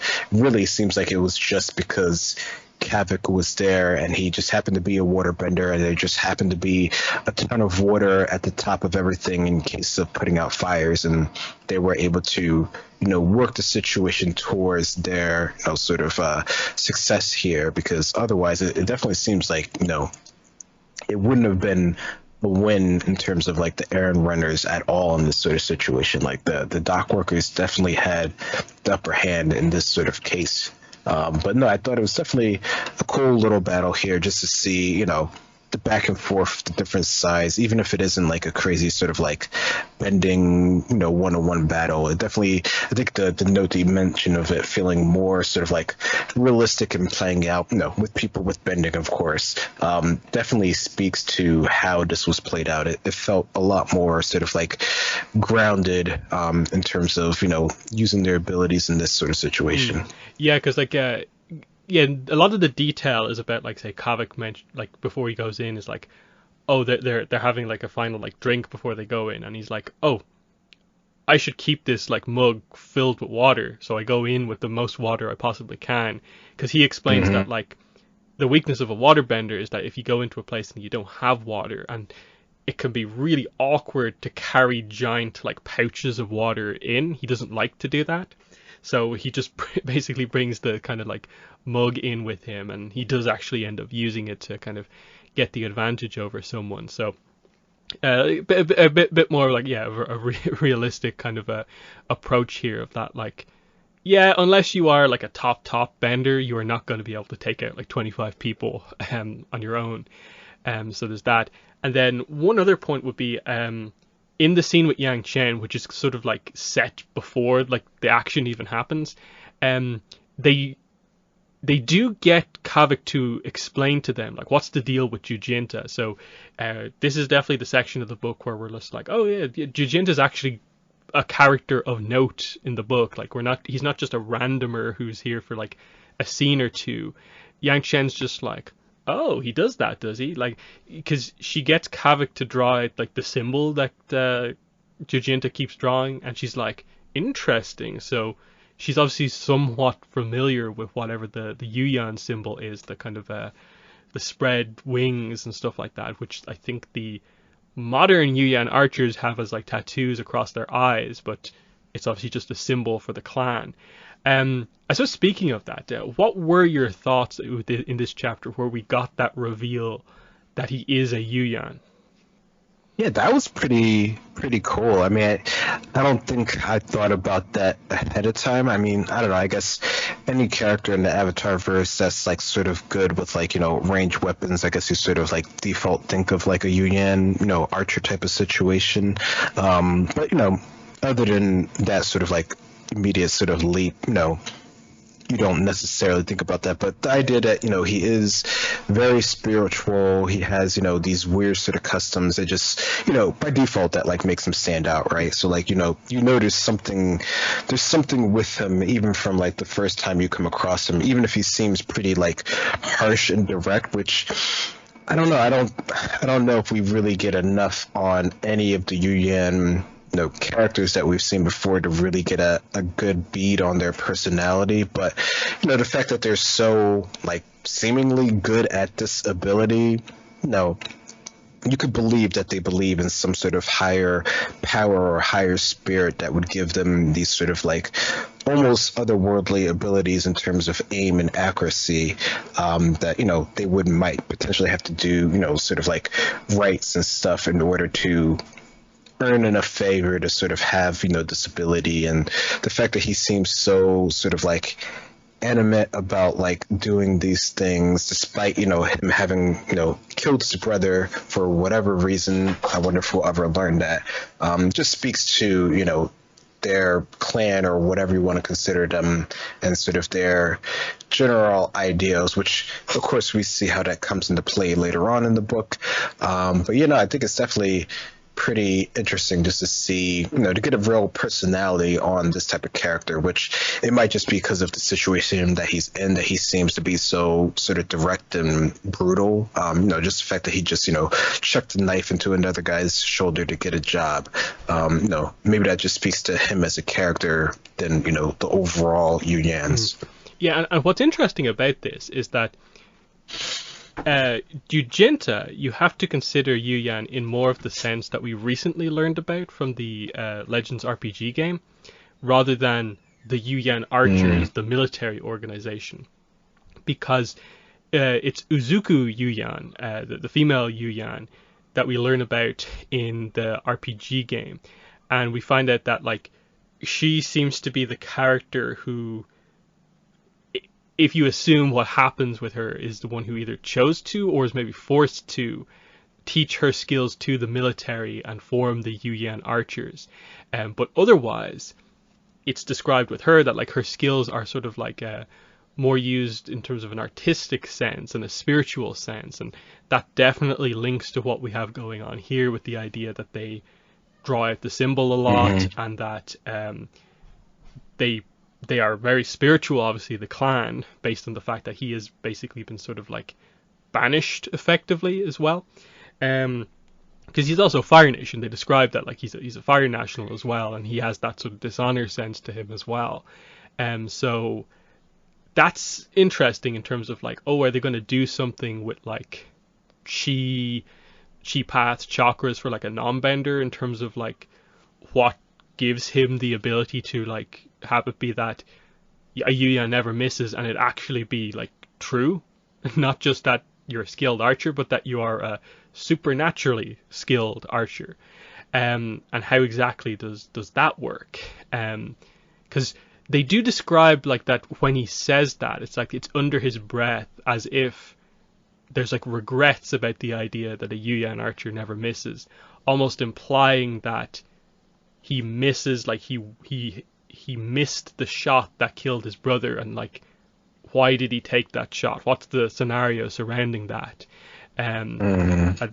That's what's interesting, and the fact that we don't get an answer in the book, but they sort of almost tease the idea, because they do bring up, I think later on, that like Kavik still didn't know why what happened there, but because of where they go with the character, there's the option to get there eventually, I think.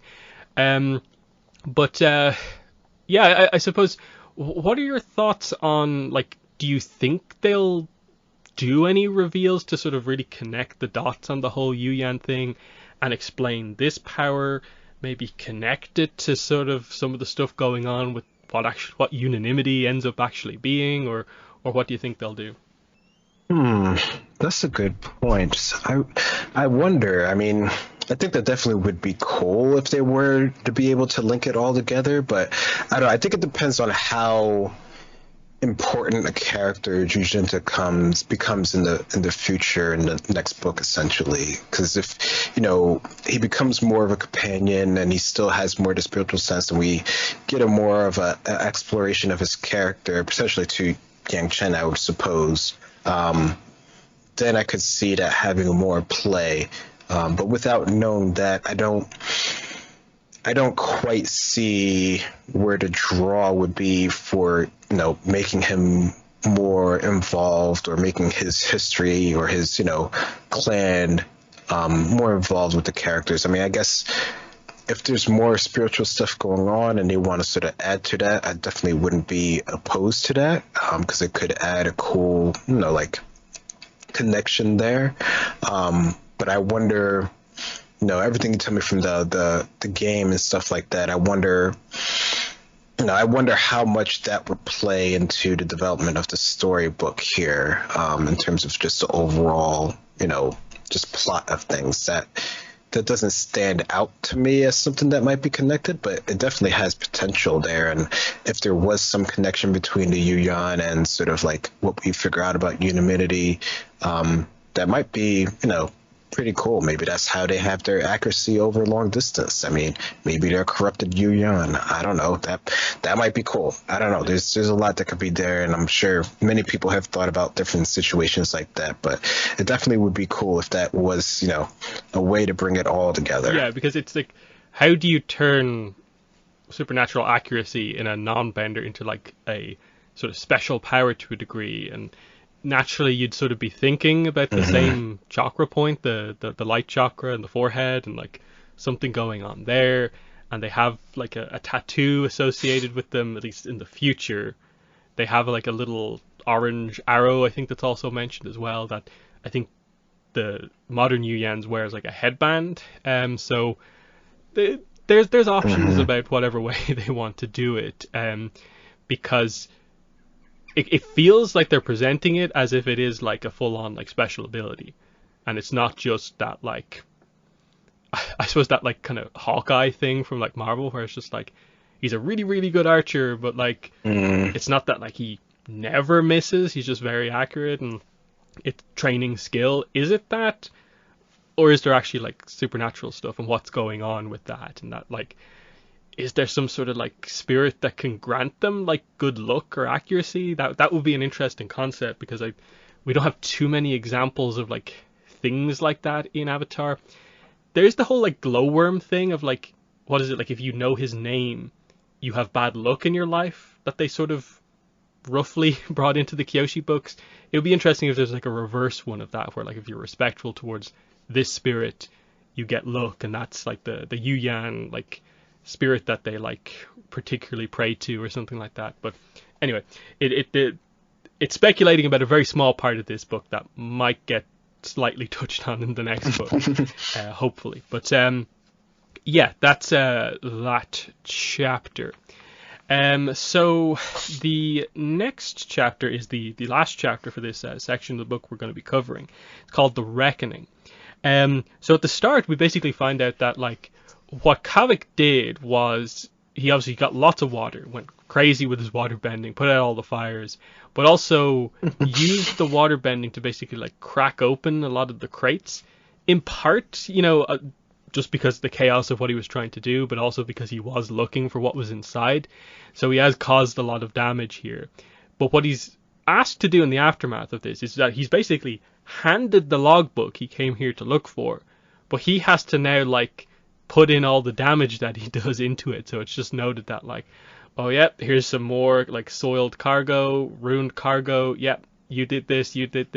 And the idea that like once this is all noted, he is going to be brought before the boss, and they're thinking he's going to be punished. Kavik is kind of like, but from my point of view, like I saved most of the cargo, because otherwise it would have been all set on fire. I saved some of it. So the question is about like what perspective is correct. We're all thinking at this point that the boss is Chaisi, and she might be reasonable, she might not be reasonable. We'll see what happens here. So we eventually get to that point where like he's brought to the boss, and he's waiting in the room. Someone comes down the stairs. He recognizes the sort of like the pattern of the footsteps coming down the stairs, and it turns out that the boss of the organization, the leader of the errand runners in Jonduri, is his older brother Kalyan. So this is a pretty big reveal here, and that's where we sort of end the kind of 2/3 of the way through the book. Real big surprise. I had a feeling we would see Kalyan again in the book, just because they confirmed Jetson for Yangchen was dead at this point. They hadn't said anything about Kalyan, but nothing particularly implied he was dead.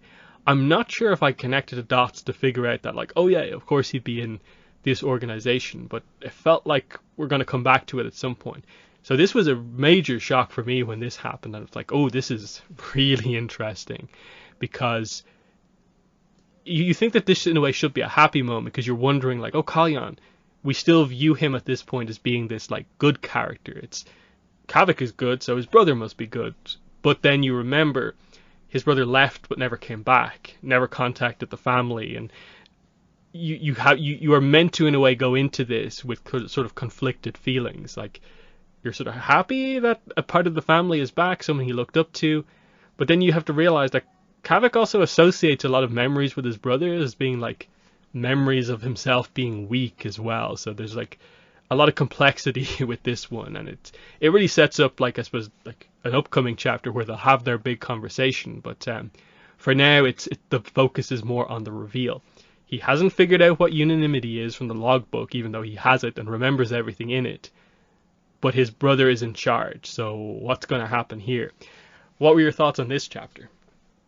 Yeah, I don't know if I predicted that would be, his brother would be the boss at this time either. I mean, I think, looking back on it seems like, okay, they were leading you towards something.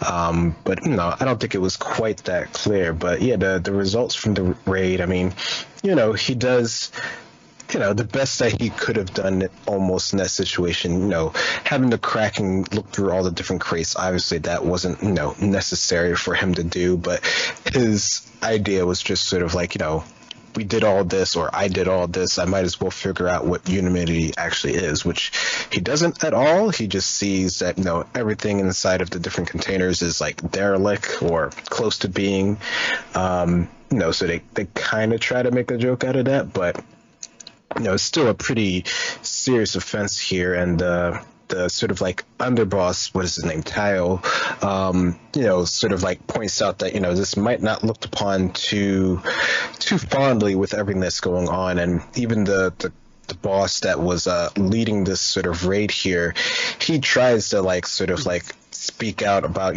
not wanting to get blamed about this himself, but him, Peng, he doesn't survive this encounter, so they just, like we've seen before, they don't really hesitate to sort of off people if they're sort of getting in the way of the different situations here. So, I guess Peng might be sort of the initiation practice for the next set of errand runners that have to sort of come into the group here. So, you definitely get the idea that this can be pretty brutal. So sort of wondering up until the point where you see, the reveal of his brother, what really could happen in this situation. He has to go into this all alone here, which just sort of brings up the whole tension of the situation. Like, even Jujinta, tries to initially like stand up for, his partner, now that they're sort of on, better terms with each other despite everything that's sort of gone on.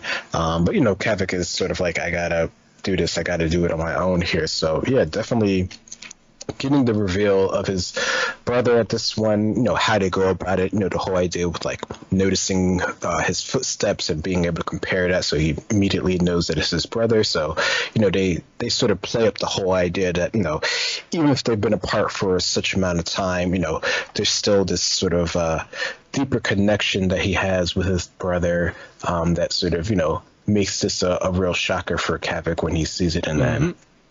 And yeah, it's an impactful sort of like 2/3 of the way through the book, because the idea is going into their like conversation. It's like Kavik is actually in a pretty good place at the end of like the last couple of chapters, where like chapter 25, like they had that emotional conversation with Yang Chen where he's now a true Avatar companion, not just because of the deal that they made, but because their friendship is now at a point where like, no, you are an Avatar companion. And then he does his job really well as an Avatar companion doing the mission in the previous chapter.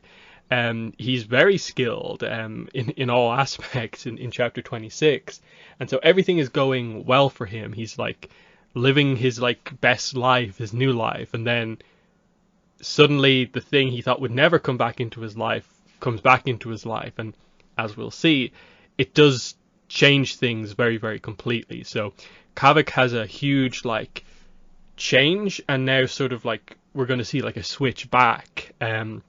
And I thought that was really, really well written, and especially if you do like connect the dots back to like the flashback scene with Kavik and stuff like that. I think it works really, really well where they go with this, and the way they like characterize Kalyan going forward. But I suppose we're getting too much into the next section of the book. What were your thoughts on how they sort of use this kind of big reveal of Kalyan going forward?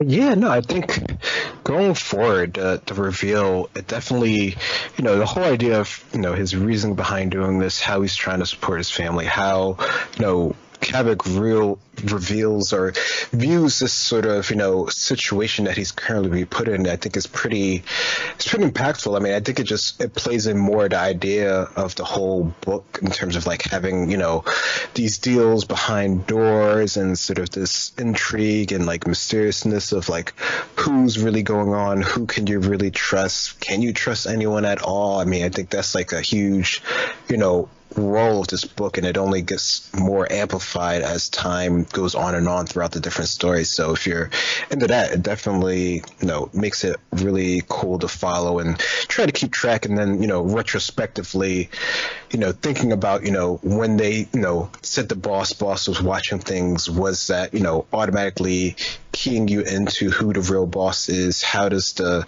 structure of this organization, how much of the day-to-day does Chicey really sort of see or have, sway over different things?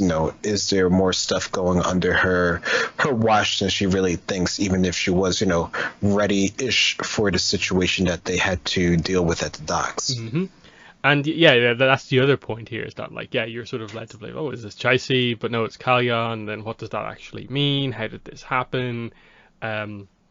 It's pretty crazy, and you're asking a lot of questions coming out of this. So we're making progress, but it is interesting. Like we only covered like 11 chapters in this one.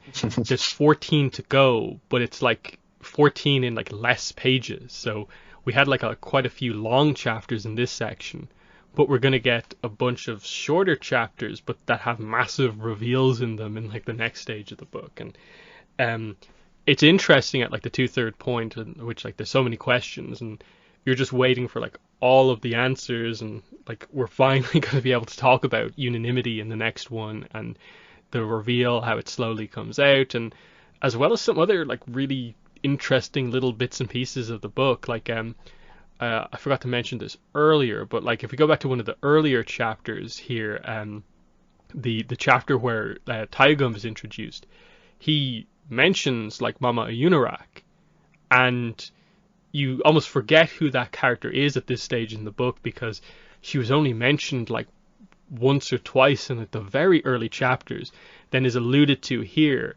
and we're going to see her kind of come back into play in a very surprising way coming forward, and they kind of almost like trick you a little bit by not doing the full name and stuff like that. So there's big stuff coming up in the next one. But for this podcast, that has been the middle section of the Dawn of Yangchen, and otherwise that overall has been episode 249 of the Avatar Online podcast. It's been myself and Greg. Thanks for listening, and bye. Bye-bye.